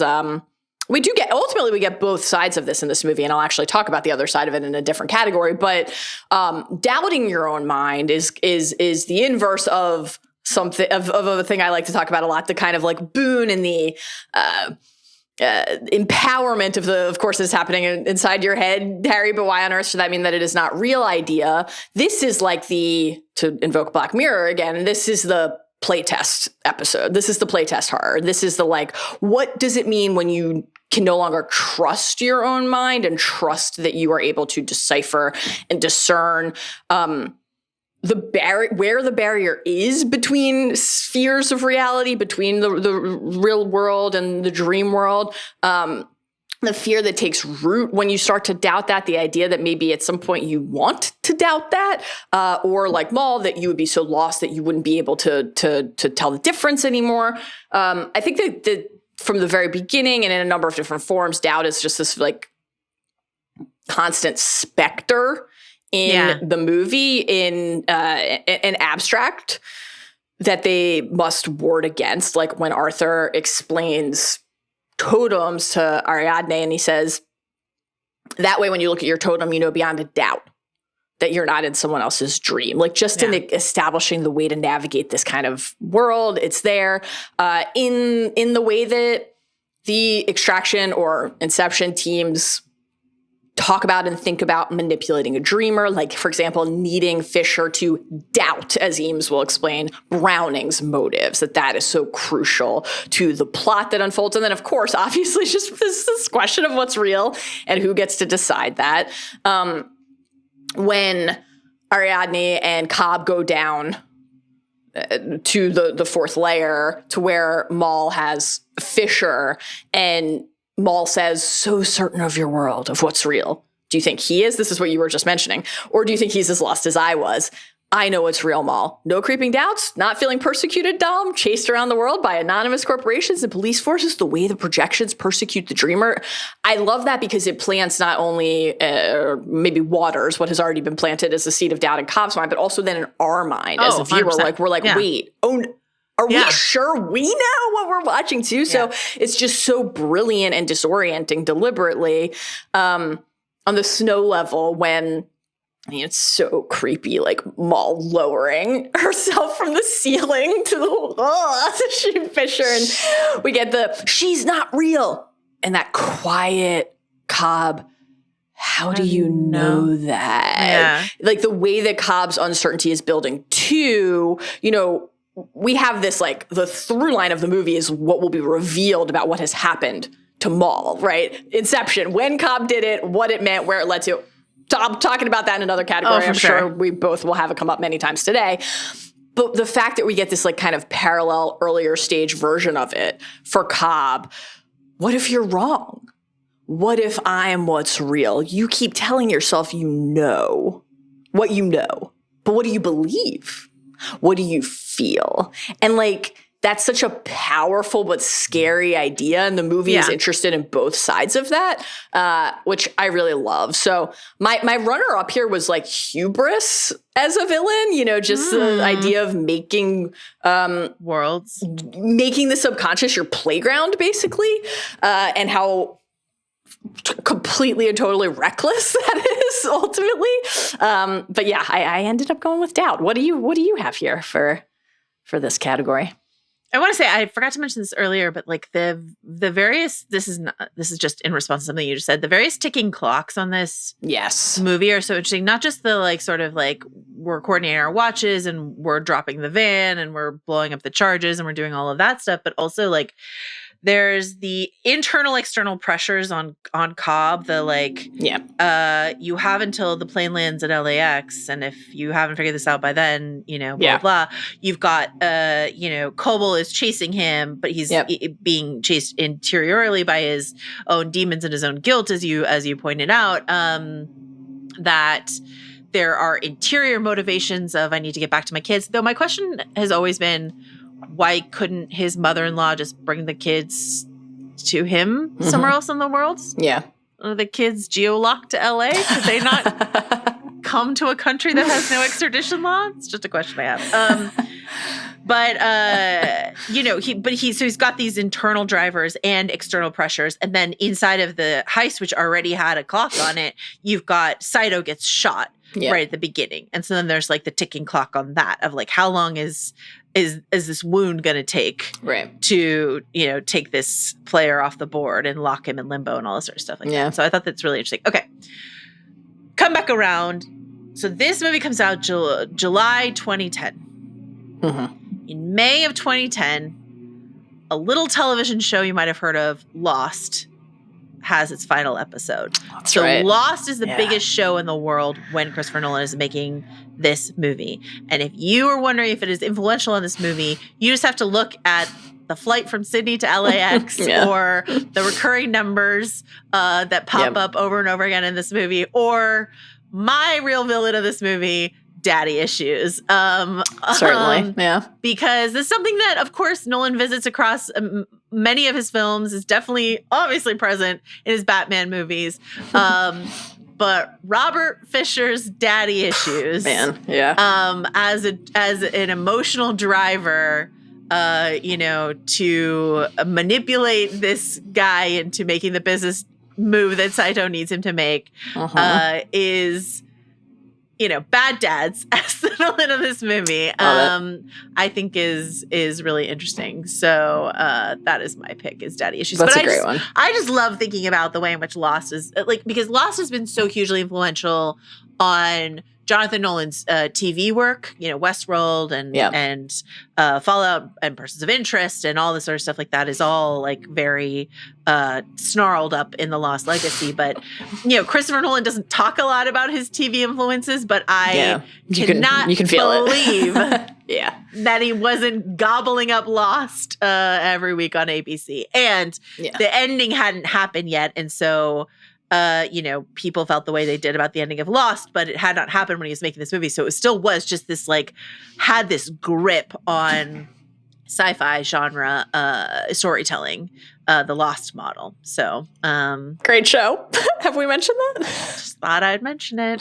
Love that one. I wrote daddy issues down first, and then I was like, wait, the flight from Sydney to LAX. Oh, wait, the numbers that pop up everywhere. It's here, it's all here. Okay. I love it. Are you watching closely? Most exquisitely gorgeous shot. I'm going to go first on this just because I'm just going to echo something you already said, which is the Saito opening, and I want to call out the castle setting specifically, the lanterns swaying, the water crashing in, as you mentioned. Incredible. Again, a lot of this physically done. This is a set, but it's based on Nijo Castle in Kyoto. And I just think it's one of the most beautiful sets I've ever seen. And the way in which, Saito ends up there in limbo, and we cut from old Saito, to bedraggled Leo, to younger Saito, to exquisitely well coiffed and besuited Leo, but the lanterns are the same, and just all the beautiful lacquer and screen work and all this sort of stuff like that. I just think it is in terms of, I forget what I was watching recently, where somebody in a level of their mind palace washed up on a beach, but I was just like, oh, Inception. But I thought you were going to say you forget what you were watching recently, where someone was like, I need to descend out of this window on this rope. I'm going to just really trust that you stay in that chair because I asked you to. What were we doing? What were we even doing here? Come on. I also love in that sequence where, so Maul, as a projection of Cobb's mind, knows everything that he knows. Right. So this is Arthur's taste. But that part where she's like, Arthur's taste, but the real Maul would know that. The real Maul would be like, this is Arthur's taste, this is Arthur's dream. So I just really like that, she knows what Cobb knows automatically, but I also like that this fake Maul is sort of smart enough to figure, you know what I mean? It's it's not really her deducing it, but it also is us watching her deduce it, which I think is really interesting. Anyway, the whole Saito setting, I think, is just absolutely gorgeous. Just the camera tilts up, the golden light of the lanterns is just indelible to me. So that's my pick. Great one. I'm going with Ariadne bending Dream Paris for the first time. Pretty iconic. Genuinely one of the most iconic. I mean, I was like, this is one I was like, should I pick something less obvious than this? But I don't know. It's interesting to think of things that become iconic before you've even seen the movie. And I feel like that's what happened with this from the trailer. The trailer. Yeah. Everyone's like, what are we about to watch? And this is kind of a smuggle pick because this is the sequence that also we have a wake up and then going back into the dream world in between. But this is also where we get, it's the first time that we're like really exploring how, like through active conversation and exposition, how this happens, right? What are we watching? How is it done? How is it achieved? And I will just like never forget the awe I felt seeing this entire sequence for the first time we're coming on the heels of Cobb needs his architect, right? So he goes to his father-in-law, Stephen Miles, and we have this conversation that really primes us for what we're about to watch when Cobb says, like discussing basically what the draw is, not just money. You remember, it's the chance to build cathedrals, entire cities, things that never existed, things that couldn't exist in the real world. And you're just like, okay, right. And then at the cafe table with Cobb and Ariadne, you're like realizing that dawning realization that this is a dream, and the discussion about genuine inspiration, the mind creating and perceiving in tandem. That's such a great exchange and idea.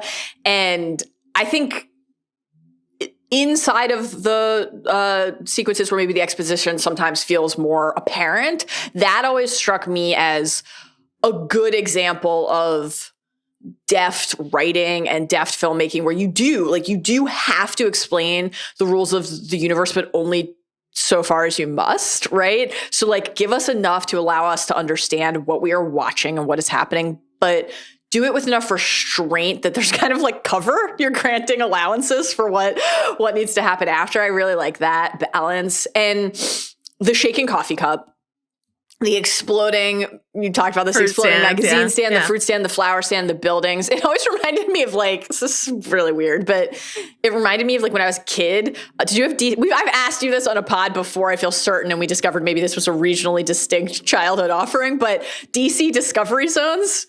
Yeah, so this was like a huge thing in Maryland, I assume on the Eastern Seaboard, but I don't know. And this reminds me so much of like when you would jump in the foam pit and these like blocks of foam just explode into the air. It's great stuff.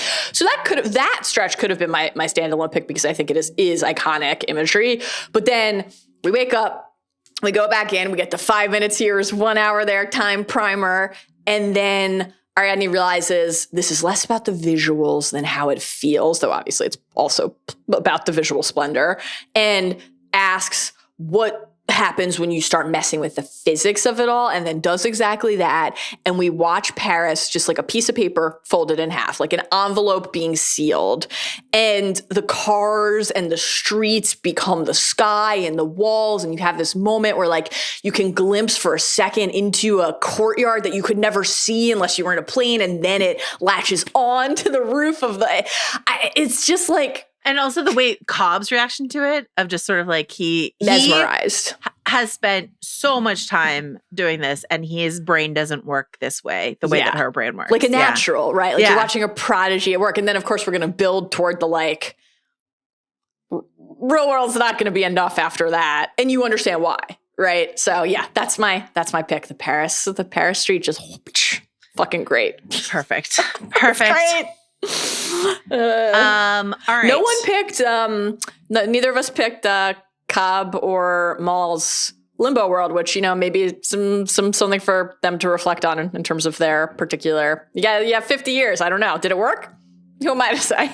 It's not for me. You didn't like this the sad derelict childhood home right up against the river there. Okay.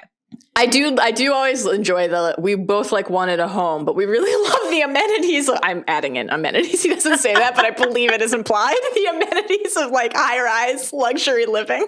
Get a kick out of that. I can't remember to forget you, the scene you think about the most. Again, maybe very obvious, but this for me is the ending. And I think there are plenty of other picks here, like something that I have coming in another category. I'm just spoiling. What is wrong with me today? I'm so undisciplined. You're just I'm spoiling excited all my to talk picks. about Inception. I am excited. I'll be talking about the Cobb is responsible for what happened to his wife reveal in another category. And I think about that quite a bit. And I think about the hallway fight quite a bit and just so much of the movie. But the ending for, and I'll keep this quick because we talked about it at the top, but this is an interesting one to me where like, and I would like to be clear. I'm not saying this is right. Obviously, it is clear that it is not right, and it is meant to be debated and open to interpretation. To me, just my read on it, it's always been like definitive because the top wobbles and it's about to fall. So it's the real world.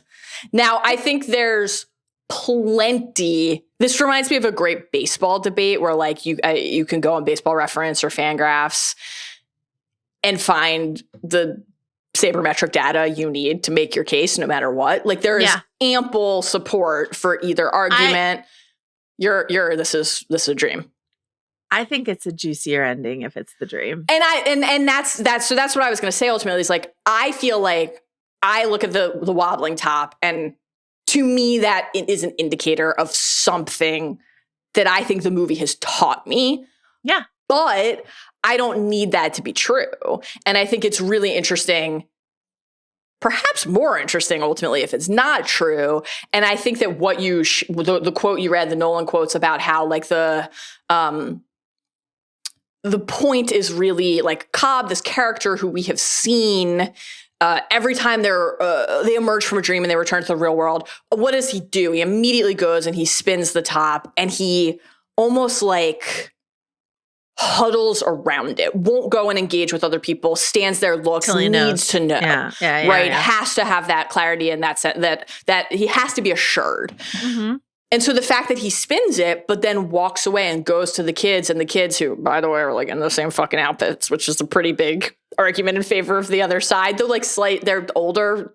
Yeah, Nolan was like, we use different kids. Yeah, they're different kids and they're older. So like, they're older. Again, even that, you could be like, they're the same. That's the pink dress and the plaid shirt. But you could also be like, they're just the kids are multiple years older than the kids in the memory. Perfect example of how you could make the case either way. He's just like, I am going to be with them. I think if he has made this a big speech to Maul about how he knows what is real and what is not, and knows that she is not real, and knows that he has to make the choice to go be with them, and that's not what happens. That is so intense and like tragic, devastating.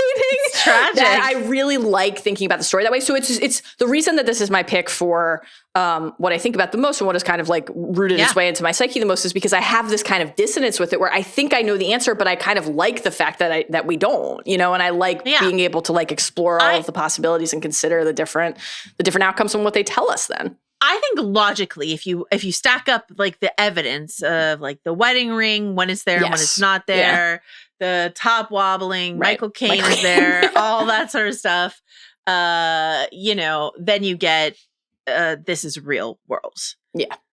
I like the idea of, you mentioned hubris earlier, like a man so hubristic who believes he can manipulate emotions and consciousness, can build worlds, has just has flown too close to the sun, has done this horrible thing to his wife. I don't know that I think he gets to live happily ever after in this beautiful house in Los Angeles. Like, I think he gets trapped in his own hell paradise. And that's a more interesting sci-fi ending to me. But like, I don't think he needs to be like punished. This is a beautiful dream that he has found himself in. But like, I don't know that he gets to escape this net that he's built for himself. That's sort of where I am. I just think it's like, it's devastating. But I kind of think that Cobb is the kind of guy who is barreling towards a devastating ending. He's an addict. He's, oh yeah, I mean, the elevator bay memories, like Ariadne, and that's actually my scene that I think about the most, or sequence. I don't know. It's hard to like nail it down, contenders. But like the idea of organizing your memories like levels on an elevator, and having the hotel room setting, the beach setting, the family home setting, all these sort of things ordered on an elevator. Yeah. It's interesting. I'm gonna come back to spoiler for one of my picks. I'm gonna come back to the location scout, Lori Balton, on this film, but she was talking about like the fucked up assignments that she was given for this, and they're like, we need an elevator that opens out onto a yard. Can you find us a building where the top of the building is a yard? And she's like, okay. You know, so but this idea of just sort of like, it's such excellent dream logic. These levels of your memory are, you know, especially when we're talking about levels of Inception and going deeper and deeper in the dreaming. So just the confection that is the elevator. Yeah. I think, and just sort of, again, I think Ariadne we could have done like 3 more passes on that character to make her like a little less just like someone who asks questions and throws around accusations. But I think that I was talking to my friends about this. I was like, she's the archetypical like wet blanket character. By that I mean, I don't think she's a wet blanket. All of her questions and comments or concerns are extremely rational. But we talk about something like, we talk about a show like Breaking Bad, and we talk about a character like Skylar White, who a lot of the audience hated because her job was to obstruct the quote unquote fun of meth making and crime. Like that was her job, was to be an obstruction. And so then you force that person, usually a woman, into this role of being this wet blanket, I'm stopping the fun kind of character. And so Ariadne being like, Cobb, no, Cobb, don't, Cobb, no. And we're like, more dream, fun, Bondy, shootout stuff. That's what we want. It's a tough thing, but her discovery of the like sick danger and like how scary Marion Cotillard, how like, oh my God, brain meltingly hot and scary Marion Cotillard is at that basement level of the elevator is is unforgettable to me. So I think about that a lot. I like the idea too of like the way that the shame is you go deeper into your own shame. I like the Cobb, a character who has as much awareness of how this works and what it can do as anyone and what the risks are as anyone. Says something like, I think these are things I need to change, like knowing that that's not what this is about, like knowing that that's not what the journey is or could be, the peril of even thinking that way. Really incredible. And the way that primes us for like, I think that in terms of the pacing and editing and sequencing of the movie, like it is such a rush when we get full clarity at the end, but in part because it is such a steady drip of exposure. Like we are glimpsing and learning so much. It's so painful and so worrying as we go. And we constantly, especially in that sequence, feel like we have really newfound layered understanding, but also that like, wait, what have I not seen yet? And so, you know, we were talking about like Eames and the names earlier with Ariadne, obviously this like character from myth associated with, you know, navigating the labyrinth, right? And in that sense, you kind of like, I like to think that Nolan's almost like just going to put right in the name an explanation for why this character is going to like ask so many questions. Like we got to have someone who's like, how do we get out? But also, of course, someone who is an architect constructing the maze and knowing the path in the first place. It's just like fascinating, but that's a great pick. That sequence is awesome. And we'll have a stretch coming later again on the score, the Zimmer score, which is fantastic. But the music, when Maul kind of charges at the elevator, that's maybe the most overtly like horror-like stretch in the movie. It's genuinely scary. It's great. And you're like, oh, ocean waves, how serene. No, I'm not supposed to think this is serene. I can't be like lulled into that. It's fantastic. Did I tell you what I found out recently linguistically related to the Ariadne? No, tell me. The origin for the word clue, linguistically is traced back to a word we used to use to mean a ball of thread. And it comes from the myth of Ariadne giving a ball of thread to help you get out of the maze and escape the Minotaur. It was a clue. It was like, I think it's like QLEW or something like that. It's clue. And it's like, so to get a clue is to get like guidance out of the maze, and it comes from a ball of thread, a ball of yarn. Tremendous. Isn't that amazing? Incredible. That just blew my mind. I was great. Like, this is great nugget. This is obviously all heightening our already very palpable excitement for the Odyssey. This is making me really excited to get back to Percy Jackson. as well. We have a couple seasons to before the labyrinth awaits, but that's a boy. The Minotaur's always waiting. Always. All right, this next category is Swear to Me. This movie is rated PG-13, which means it could have exactly one F-bomb. Mm-hmm. Where would you put it? Molly, this was easy for me, actually. Yeah. Okay. I love when our cherished Arthur leads one of the layer 2 hotel projection pursuers to the stairwell drop. It's the pay. Is this yours too? How could it not be? Because genuinely, before the exercise of prepping for this podcast, every time we watch this stretch of the movie, this is the payoff, of course, for we've had the Arthur Ariadne Penrose Steps training sequence, like the idea of a closed loop, how important it is to disguise the boundaries and cheat the architecture as you're creating these worlds. And then Arthur leading to an actual implementation of that, drops this guy over the edge and says, paradox. Now, in my mind, so funny that you just mentioned Breaking Bad, because in my mind, I have always heard a very Magnus bitch. Paradox bitch. Yes. I'm like, dude, we're having a real mind melt right now. I wrote in my notes, paradox actually, bitch. It should be paradox bitch. Yes. Same. And then I wrote, but why not fucking paradox? Fucking paradox. Bitch. Absolute mind melt moment. Did you accept this into me when I was sleeping? Perhaps Jesse from Breaking Bad accepted us. Did you open up my mind safe and put this inside? Fucking paradox, bitch. Yeah, fucking paradox, bitch. Absolutely. Great stuff. Paradox, bitch is I was thinking about Jesse. I was also thinking about Welcome to the OC, bitch. But either way, it's just sort of great paradox, bitch. But instead he just says paradox. I know. Arthur, he's so tame. so buttoned up. Okay. Okay, this next category is leftover from Batman Begins. I don't have I have an answer. I don't have a great answer for this. I do. Okay, great. I mean, it's not a good answer, to be clear, but I have an answer. It's actually a bad answer, but I have one. He doesn't speak English. If he does this with an accent thicker than sauerkraut sauce, most baffling accent. Mallory, what is your answer here? Okay. I ranted about this for a long time during the infamous Rewatchables episode on this movie.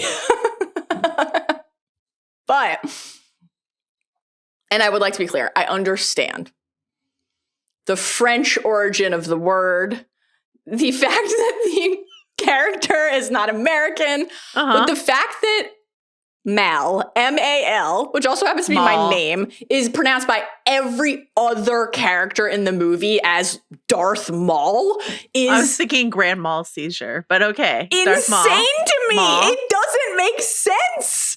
Now, if Maul says her own name that way, okay. The prefix Mal has French roots. I remember very vividly, I've told the story before, but having to do a research assignment once when I was a kid, everyone had to do a what does your name mean? And I had to do this really devastating experience. My name means unfortunate, unlucky, bad, ill-fated. It's terrible, horrible experience. But yeah, why is Arthur saying Maul? It's just, why is Cobb? Even Cobb. I mean, I get it, but why? So that's my pick. I understand, and yet I don't. Okay, so if you knew a woman named who is French, yeah, and her name is Marie, Marie, but it's Marie. Yeah, I would personally, I would say Marie. Marie, because you would say Marie. Yeah, don't have a French accent. Yeah, interesting.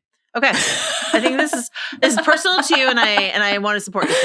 Thanks, I appreciate it. What's your selection here? I don't really have a good one. Cillian Murphy's doing an American accent, but he does a pretty good one.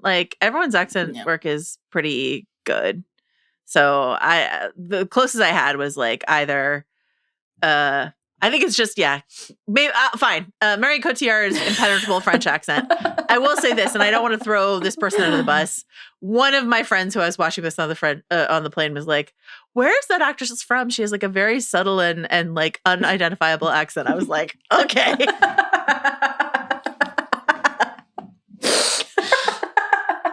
9/11 truther Marion Oh my Cotillard's God. accent just like reeks of brie. I don't know what to tell you. It's the Frenchiest thing you've ever heard. I do have questions about how a Cockney accented Michael Caine raised a daughter who speaks such accented English. Like, did he never speak French in that, like, never speak English in the home growing up? Like, you know, that sort of, like, why is her accent so thick if her father is, and her mother doesn't have a French accent either on the phone talking to Cobb. So anyway. Grew up in I support a regional accent. Paris? Yeah, but like still like people who grow up in one place but have parents who speak different language usually speak both of those languages at home and so have unaccented versions of all of those. Anyway. I'm excited for your accent takes on Fantastic Four.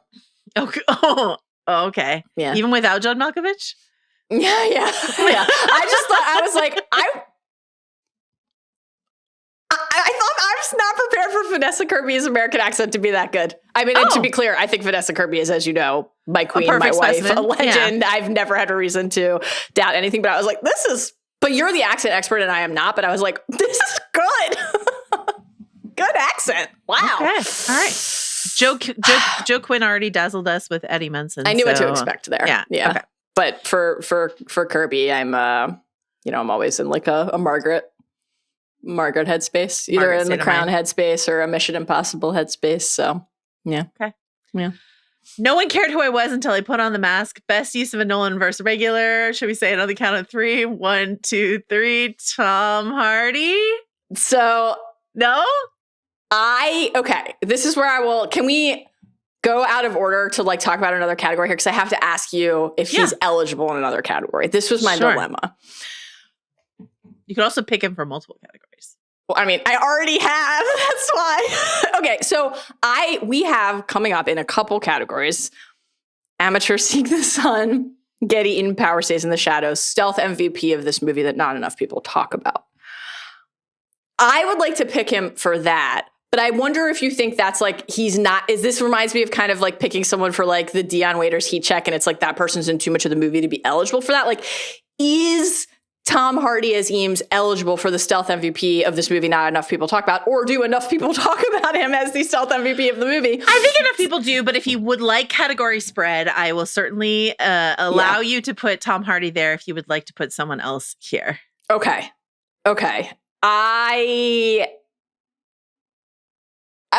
go with Hardy in the other category.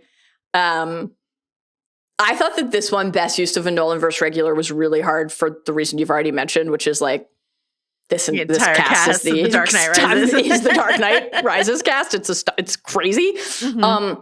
So this one's a toss-up for me between Joseph Gordon-Levitt, who I really love as Arthur, or your cherished, beloved Cillian Murphy, who he's so good. I just felt like amazing. I felt like I couldn't pick him again. Okay, I'm going to pick him here. I'm going to pick him here.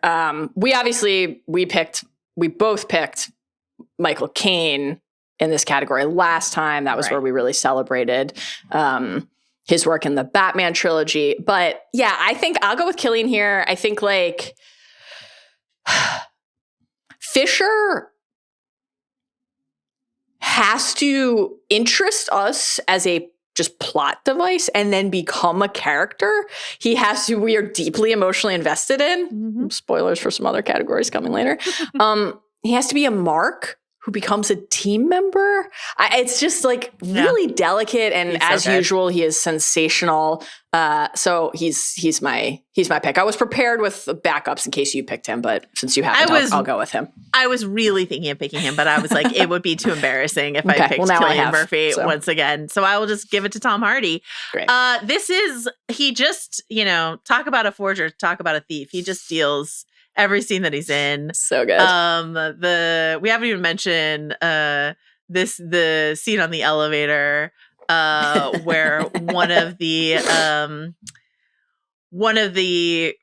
ex Elon Musk's Tallulah Riley turns into him, and he's like flirting with Saito, and Saito's like, no homo, oh my god. But all that stuff is so fun. All of the like watching him sort of like learn Tom Berenger's movements, the mirror transition sequence, and just all the like verve he brings to every single, and also the way that they costume him. I haven't done a deep dive on the costume analysis, but I am interested because like, Arthur's wearing a lot of brown. He does wear that black slim suit in the hotel sequence, but like he wears a lot of brown.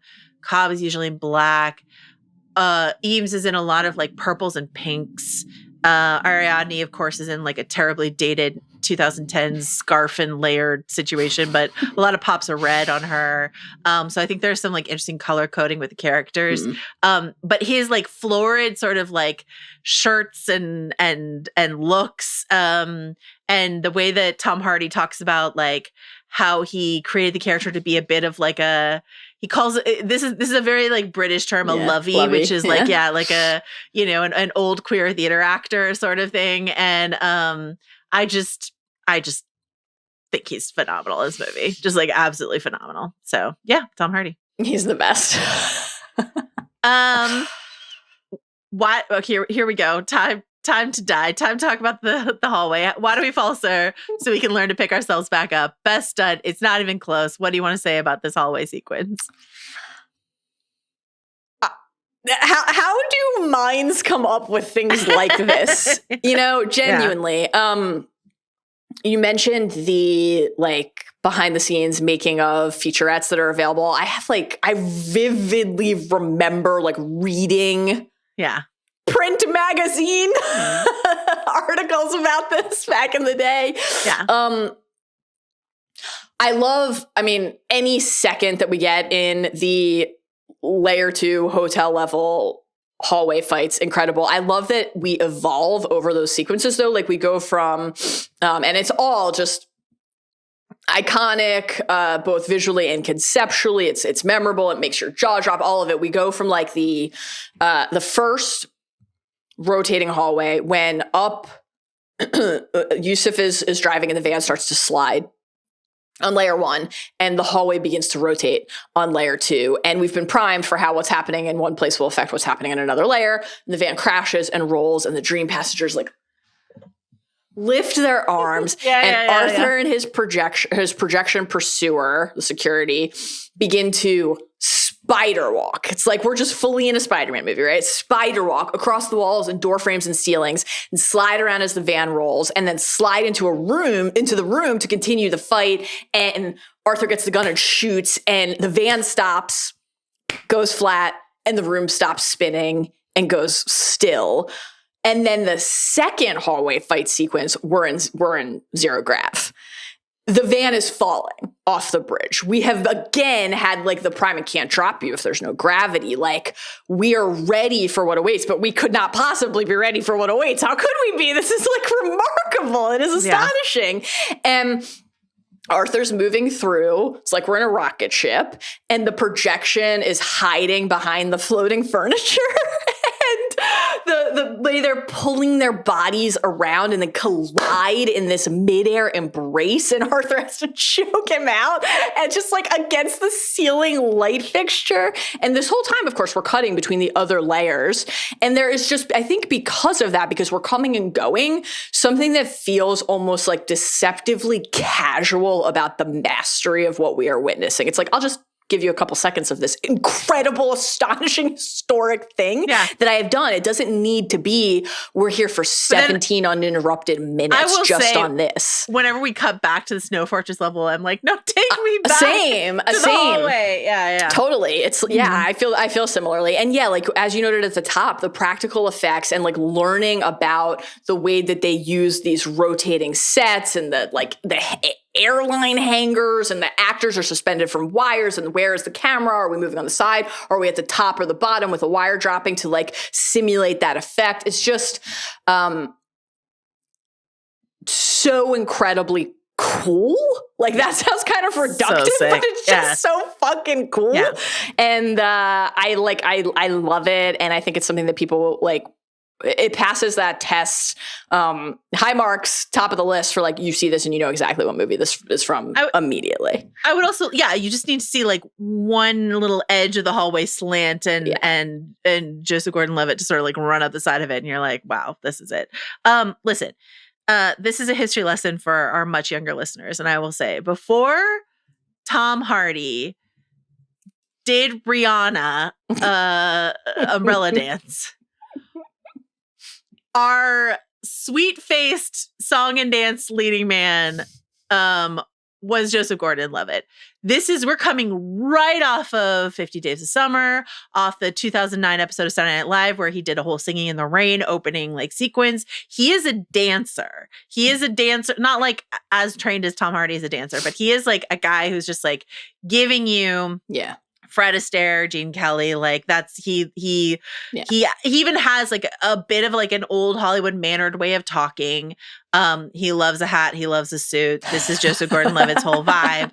So James Franco, however I feel about James Franco, leaving aside anything else I feel about James Franco, like just physically, I would much rather watch this like dancer figure in the hallway do this stunt. It is like, and especially when one of the first people to like sort of use this technology is Fred Astaire, who danced on the ceiling in one of these rotating set scenarios, danced up the wall and across the ceiling. And so, you know, to give us Joseph Gordon-Levitt in a slim fit black suit, just sort of like feline gracefully darting up and down around the walls and fighting and stuff like that is just cinema. So, truly cinema. Truly. So excellent. Okay. That was, of course, the easiest category to answer. Okay. Instant. Like, it's nice to just be able to pencil one in. Check. All right. Stealth MVP of this movie that not enough people talk about. Amateurs seek the sun, get eaten, power stays in the shadows. This is where you want to talk about Tom Hardy. Yeah, so again, is it stealth? If you could just make the case pretty easily that he is just the actual MVP of the movie, maybe not, but be that as it may. I think the blend of the hots, like you mentioned, he's just ripping fits off left and right. The humor, as we've talked about. I always love, in addition to like the, you know, your condescension is much appreciated as always, Arthur. Thank you. Moments that we've already toasted. I love like the more subtle humor, like we should charge Fisher a lot more than Sato for this job. Yeah. Therapy nod. The charisma, the effortless charm of as you've noted, you mustn't be afraid to dream a little bigger, darling. The blend of like, I think this is really crucial to why the character is so successful, but the performance as well. That blend of expertise, genuine expertise, but also he, as we've discussed, functions, I think, as a successful audience aid when he is like, sometimes he's the expert and sometimes he's like, explain the math to me, you know? Yeah. It's an effective balance there. And I think also similarly on the blending and balance front, like he presents a great blend of belief, certainty, right? You need the simplest version of the idea in order for it to grab naturally in your subject's mind. It's a very subtle art. You know, he's the one who says, like, start at the absolute basic, which is what? The relationship with the father. He has a certain level of conviction and confidence, but then also there's this cold calculus that he brings, which is rooted sometimes in doubt or uncertainty. Like, he's like, I'm going to wait this out after the limbo reveal, right? It's like, and then when they miss, he's like, I'm not the one who's like not going to get back to my family, you know? So he's kind of simultaneously, he agrees to the plan for them to go deeper, but then it's like, I'm leaving with or without you. He's this true believer and totally practical all at once, which is not something that applies to like very many other characters.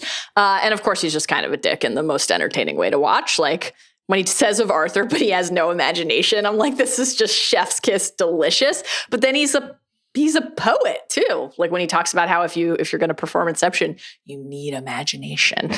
He's just the best. He's just so fun to watch. Tom Hardy's always great, but this is one of my favorite Tom Hardy performances. I just love it. This is a great pick.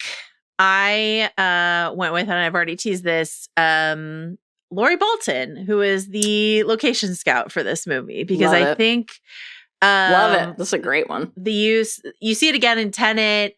Jonah Nolan did a lot in Westworld, but this idea of using real world locations to still give you an otherworldly, and a sense of being set in a different time, Right. a different place, a dream world, is pretty incredible. And just some of the asks that she was given to do. There's a great, you can read a bunch of different interviews with her, but there's a website called movielocations.com where the article will just take you through every step of Inception and tell you like where every location is. And it's just like, it's really incredible.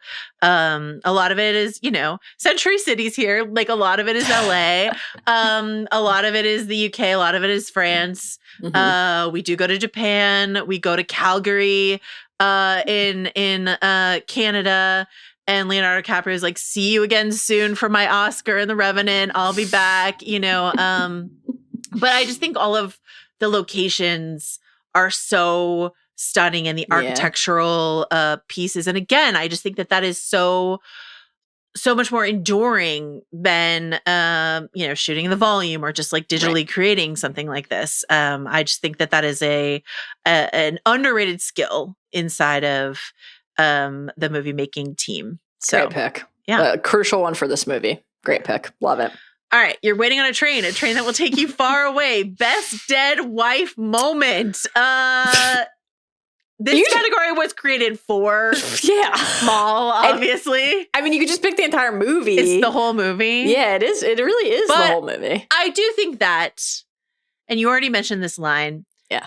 I can't imagine you with all your complexity, all your perfection, your imperfection. This idea of like, everything that Mal does, and like, you know how to find me, like, oh, you know what to do, like all this sort of stuff like that. All of that stuff is good, but I can't imagine you with like, Yeah, that's my specific pick as well. I think the way that Mal is this like oozing into every crevice of reality and all as a ghostly figure, and then obviously actually this presence as a projection in the dream world, and so many different harrowing sequences or budding reveals.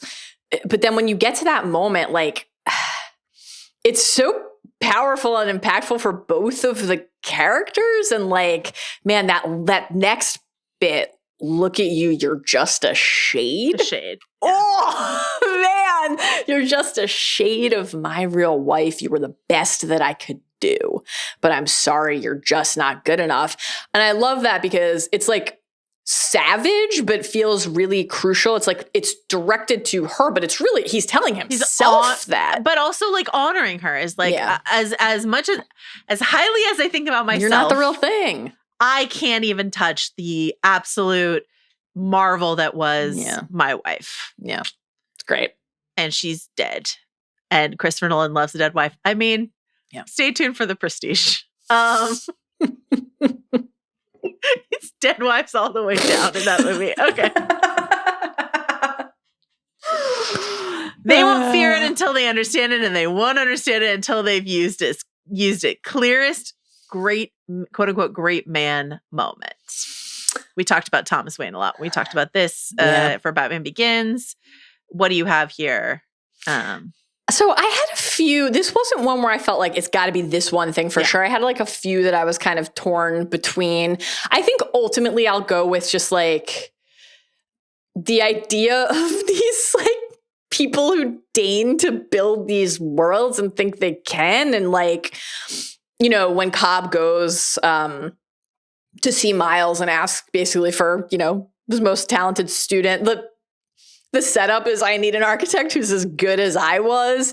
And when Cobb is explaining later to Ariadne what it was like to spend 50 years in limbo with Mal, he says, and this is obviously about both, Cobb and Mal, not just Cobb, but wasn't so bad at first, feeling like gods.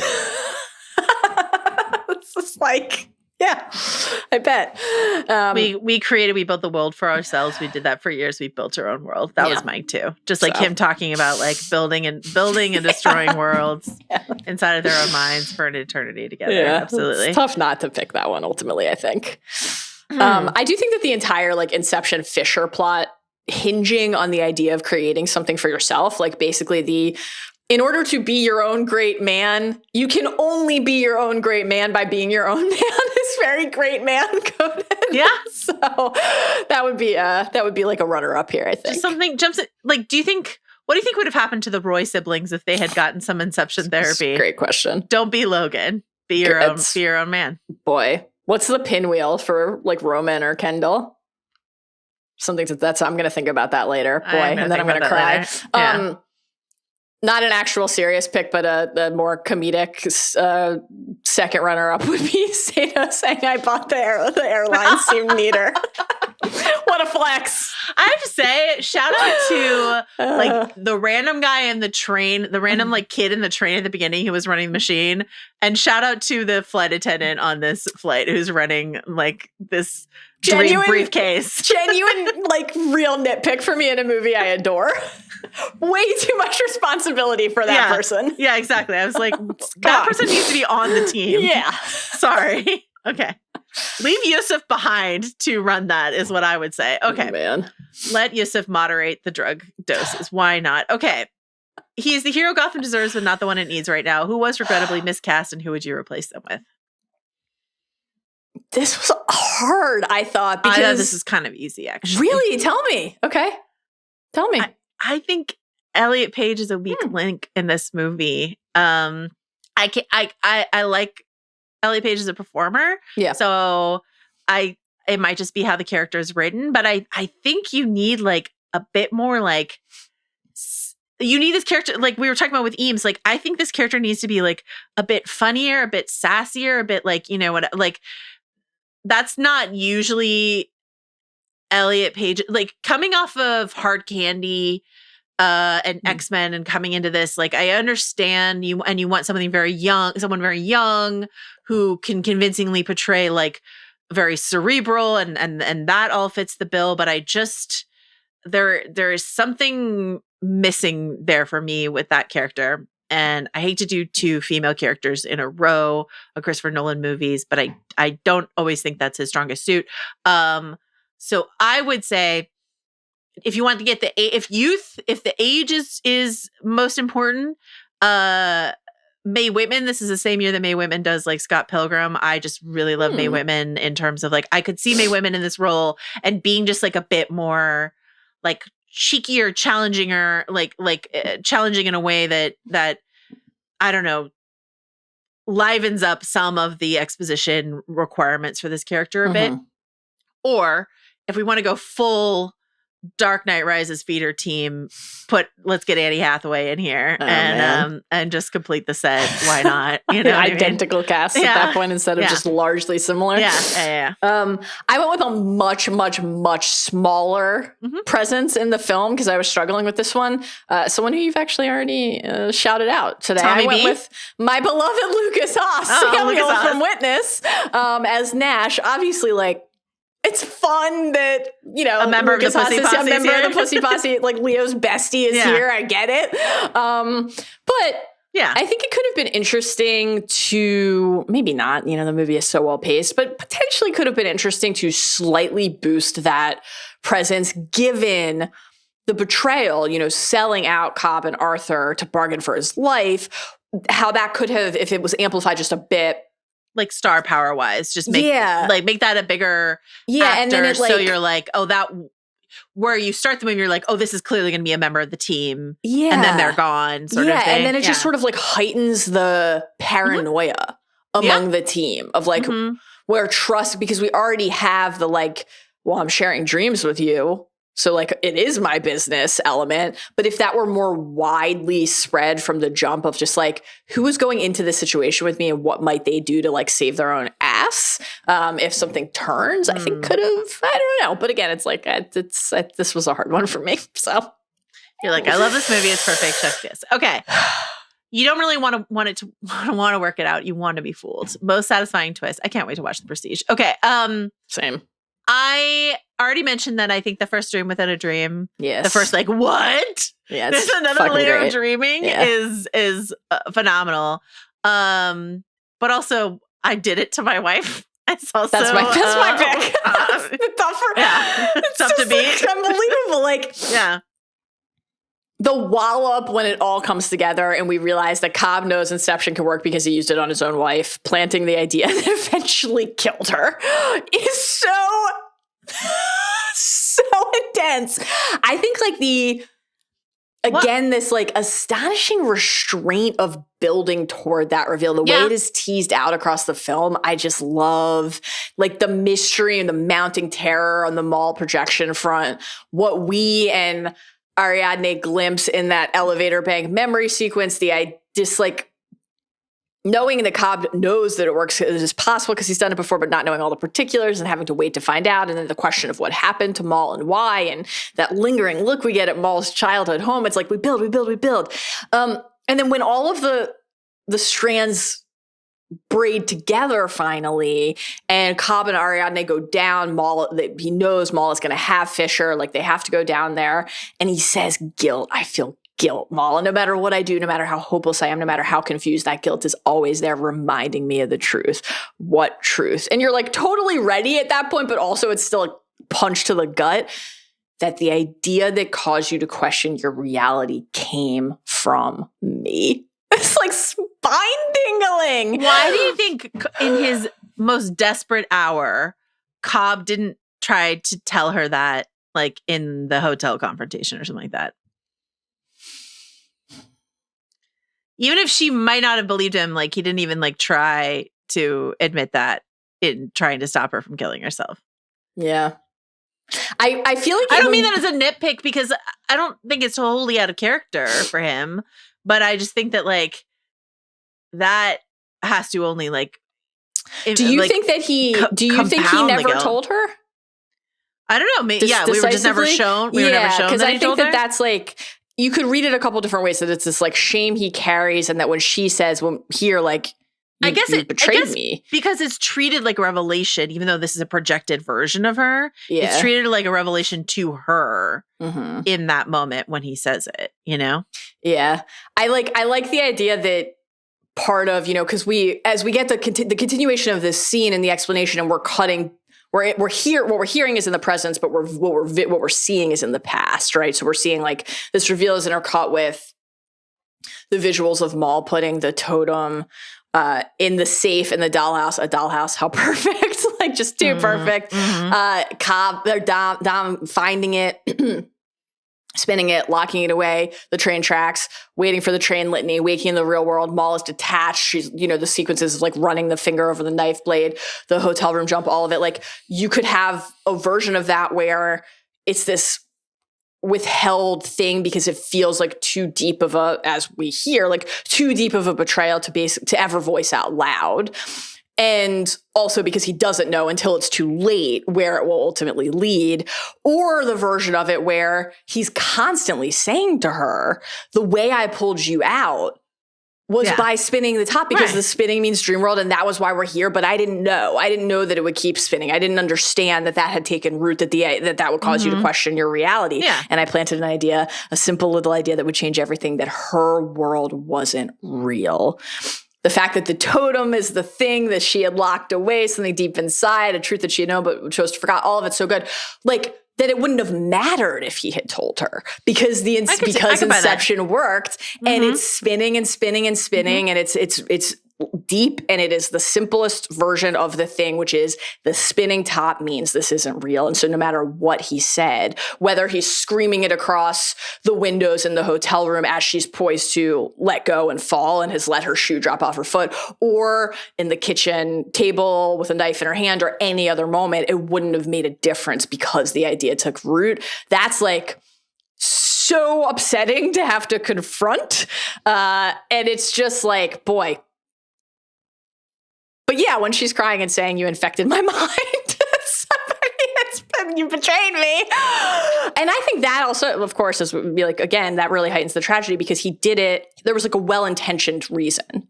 But still, what did he do? He broke into the safe in her mind and touched this thing that is for her alone. Mm-hmm. Yeah. Boy, really good. Really good. You do something out of love and fear, but where does it lead somebody? And then what can you do with that after? And then where does it take you? Are you ready for an abrupt mood change? Here we go. Okay. It's not who I'm underneath. What I do that defines me. Yeah. Nolan is not known for his sexual content, but let's go ahead and try to excavate the horniest moment of this film. Okay, here's what I have. I already mentioned something Eames and Arthur. Sure, that's in there. But here's what I'll say. We don't get to see it. Mm-hmm. But Cobb and Mal, Marion Cotillard and Leonardo DiCaprio, two extremely hot people, who clearly enjoy having sex with each other, get a really nice hotel room every year for their anniversary in order, one must presume, to have a fuck extravaganza, right? Who knows? They have young kids. They have busy jobs. Maybe they're just there to like sleep and watch cable. What do you think? Room service? They did in those decades that they spent in the dream world where they could bend reality. Like, what kinky dream sex did they have? Well, again, mustn't be afraid to dream a little bigger, darling. The possibilities are boundless. If you can bend a city, what else can you bend inside of a dream world? That's my question. Cobb and Mal, something, fucktopia. Dream fucktopia. Man. Who wants to go home to the kids when you could do that? Dream Fucktopia is a great title for something in the future. This directed by Christopher Nolan. Probably not. This connects deeply and intimately to, perhaps curvedly, to my pick, which is the team is prepping for the mission. And Yusuf is explaining that his compound creates a very powerful shared connection and accelerates brain function. So they'll have more time on each level, right? 20 times normal brain function. So level 1 compounded week on level 1, 6 months, 10 years. And Ariadne says, who'd want to be stuck in a dream for 10 years? And then Yusuf just goes, he's smirking and he goes, depends on the dream. All right, Yusuf. All right. 10 years of cascading, mounting orgasms is what I take Yusuf to mean. And I understand why his dream lair is full. All right. Dream Fucktopia, the opium den that is. Okay, great. Okay, wonderful. Love this for us. Okay, and ideas like a virus, resilient, highly contagious. The line that hits hard is 15 years later. That line is, of course, from Inception. Yes, it is. But what is your answer to this question? I do think the header quote could be an idea like a virus. Certainly, that's a great one. A lot of contenders, crowded field here. I'm going with, actually, I'll stick with the Yusuf dream lair for a moment. When Eames says they come here every day to sleep, and the man who is administering the compound says, no, they come to be woken up. Very good. The dream has become their reality. Who are you to say otherwise? And I think this is a really important, first of all, that's just like a bar, but I think it's a really important, in a movie where so much of what we're seeing is like what can go wrong, how you can lose yourself. And this is a version of losing yourself, but maybe willfully, right? Maybe because something is better there. I think it's important to get the other side of that. And see that there can be something welcoming or inviting about how the dream world grips you and transports you, and maybe what it unlocks for you that is not on offer for you in your real life. Obviously, we see what can go wrong, but, to also see what can go right, even in just an instant there, feels necessary. For me, it's, an idea is like a virus, resilient, and highly contagious. It's very interesting, but in the dream state, your conscious defenses are lowered and it makes your thoughts vulnerable to theft. This idea of like, what do we passively consume? Especially like in this world where so often, me included, like we are scrolling on our phones and sort of like in a passive state, and we're absorbing, if you're scrolling on whatever social media platform of your choice, and in the mix there's always ads inside of like everything else that you're taking in, and sort of like what, how is that? We used to talk about that like with TV, but now it's like even more of a just this sort of like mental space that we sort of drop ourselves into in order to like scrape together some dopamine and all this sort of stuff to get through the day. So I don't know. I was just thinking about that, this dream state and our lowered defenses. Cheery, Joanna. Okay. Speaking of which, most devastating moment. You think darkness is your ally, but you merely adopt the dark. I was born in it, molded by it. Most devastating moment. Is this Arthur finding the pinwheel in the safe for you? This is, in fact, Robert finding the pinwheel in the safe. Yeah. This is, in fact, our beloved Killian as Robert Fisher, opening the vault on the snow level, having this final moment with his father, and punching in the numbers, opening the safe, seeing the will, and then pulling out the pinwheel. And no matter how many times I've seen this movie, I will never stop breaking down into tears when I see this. It's just like, so this is, devastating in a good way, right? Like this, even though it is manufactured and deceptive catharsis, it is catharsis and healing, and like it's beautiful. And the performance from Killian here is so, so, so good. And that idea that like something fundamental, this is a heist, it's a job, but like something fun, the same thing that when they were plotting the mission, right? Start with this basic thing,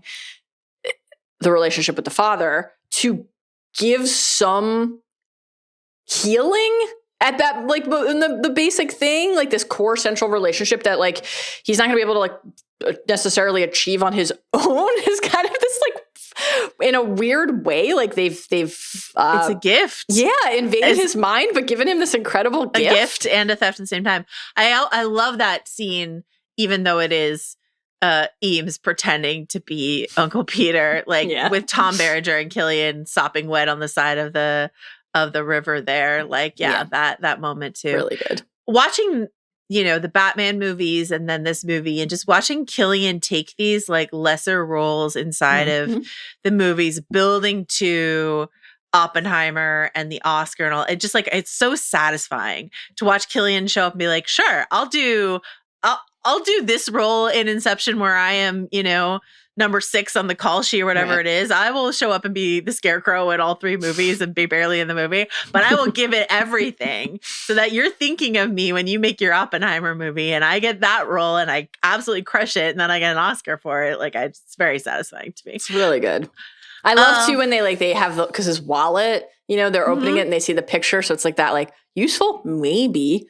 And then it's like every time they open the wallet, it's there. And we, of course, have had the like glimpse into the must be a cherished memory. I put that there. Benny hasn't even noticed. Yeah. And that idea that like something that matters to you enough that you carry it with you, but you're not sure it means anything to another person enough that they would even notice it. Yeah. And then that person, maybe the last thing they said to you mustered their final breath and final strength, like to say disappointed. And then to get to find the pinwheel there, again, via Inception, but even so, and to hear like, disappointed that you tried, like that you felt you had to be me. Oh. That's what I was referencing earlier, this idea of mapping a more positive memory on top of a painful memory. Yes. And sort of improving that little nerve center in your brain is a thing we do while dreaming. So it's wonderful. Yes. Loved it. Can you hear the music, Robert? Most unforgettable Zimmerism inside of this movie. Great musical movie. Great score. I will not attempt to say the title of the kick song that you already beautifully said earlier, but Je ne regrette rien. No, I regret nothing. Je ne regrette rien. I think my favorite part of the score, it's a fantastic score, is whenever we have this like pre-kick surge in the score, the iconic like dun dun dun. Yeah. Like it's so good. That's my favorite. And the slow build up at the beginning of the song, the way the apps, like the way it blew my mind, I don't know when I learned this, but it wasn't right away. It was like a couple years later. The way that I learned that the iconic bomb of this is just je ne regrette rien, like slowed down. Yeah. Also, I just found out this week that the runtime of the movie, which is like, what, 2 hours 28 or something like that? It's 2 hours 28 minutes, the movie. The track is 2 minutes 28 seconds. Love it's it. like exactly matches, but dilated the length of time of the track of the song. So, okay, for me, I think this is the end of a beautiful friendship. Once again, shout out Tenet, actor who never returned to the Nolan-verse but should have. I already said, for me, this is Leo. I hope we get to see them team up again. Who are you going with here? This is sad. I bummed myself out with this, but Pete Postlethwaite, who shows up, who died the next year, 2011, of cancer, was like basically dying when he made this movie, died of cancer in his 60s, way too early. What a like absolute incredible performer. You know, he doesn't do a ton in this movie, but does it very well and could have done even more, I think, in subsequent Nolan movies if he had lived longer. So shout out Pete Postlethwaite, who is an absolute legend. And it's like beautiful to see him in this and like, you know, think about him and Leo and Romeo and Juliet, or you know, like just that sort of creative relationship across years of a career and stuff like that. So love that. Yeah. I also think casting him and Cillian as father and son is just inspired because of two of the great sets of cheekbones in the history of film. Great point. So, Did you know that in the photo that's in the wallet that's Cillian like in a mustache playing the dad in the photo? No. They put a mustache and glasses on Cillian. Oh, yeah, great shit. Okay. Some men just want to watch the world burn. The most Nolan thing about this movie, I'm going to say it's hiring Leonardo DiCaprio to play yourself inside of a movie. Great pick. Oh, man. Incredible. You know, if you could do it, why wouldn't you? I guess. Absolutely. I love that. My answer to this is kind of like lame, but I don't mean it to be a cop-out. It's just like, I think that there's nothing about the movie that isn't a Nolan thing about the movie. I think it is the most Nolan-y of all of Nolan's movies. I think if you had to show someone one Nolan movie to expose them to and make sure they understood his sensibility, his ambition, his style, his interests, his preoccupations, you would show them this, I think. Like dreams, time and perception, the power of ideas, the human capacity for invention, the nature of reality, the yearning, the absence. It's just all here in every frame of the film. So, yeah, all of it. Last but not least, this is what we're doing all through hot Nolan summer, perhaps into crisp Nolan fall, perhaps all the way until we get I just don't want to stop now that we've started. It's so fun. July of next year. Oh, man. Our greatest accomplishments cannot be behind us. What aspect of Nolan's upcoming The Odyssey are you thinking about / most hyped for this month? Is your answer the same as mine, which is that the IMAX screenings are already sold out a year in advance? Fucking crazy. Just seeing that the tickets were on sale that far, I was like, what? Within an hour, 95% of seats were snapped up, according to exhibition sources, repping about a total of $1.5 million in sales, despite a relatively small pool of seats. It's 25 or 26 locations over the July 17th through 19th weekend. IMAX 70 millimeter Odyssey sold out a year in advance. If you weren't looking at your phone right when this posted, you got fucked here. This was tough. They're being resold. I don't like that. Don't do that. Like on eBay, stuff like that. Yeah. Like that whole. This is like a big. I hate that. This is a big part of my life because of sneaker culture. So I'm not as offended by it, but I can see how that. Yeah, that's not a good place to be heading. Can we get more IMAX screens? I don't understand why What's going on here? There isn't like.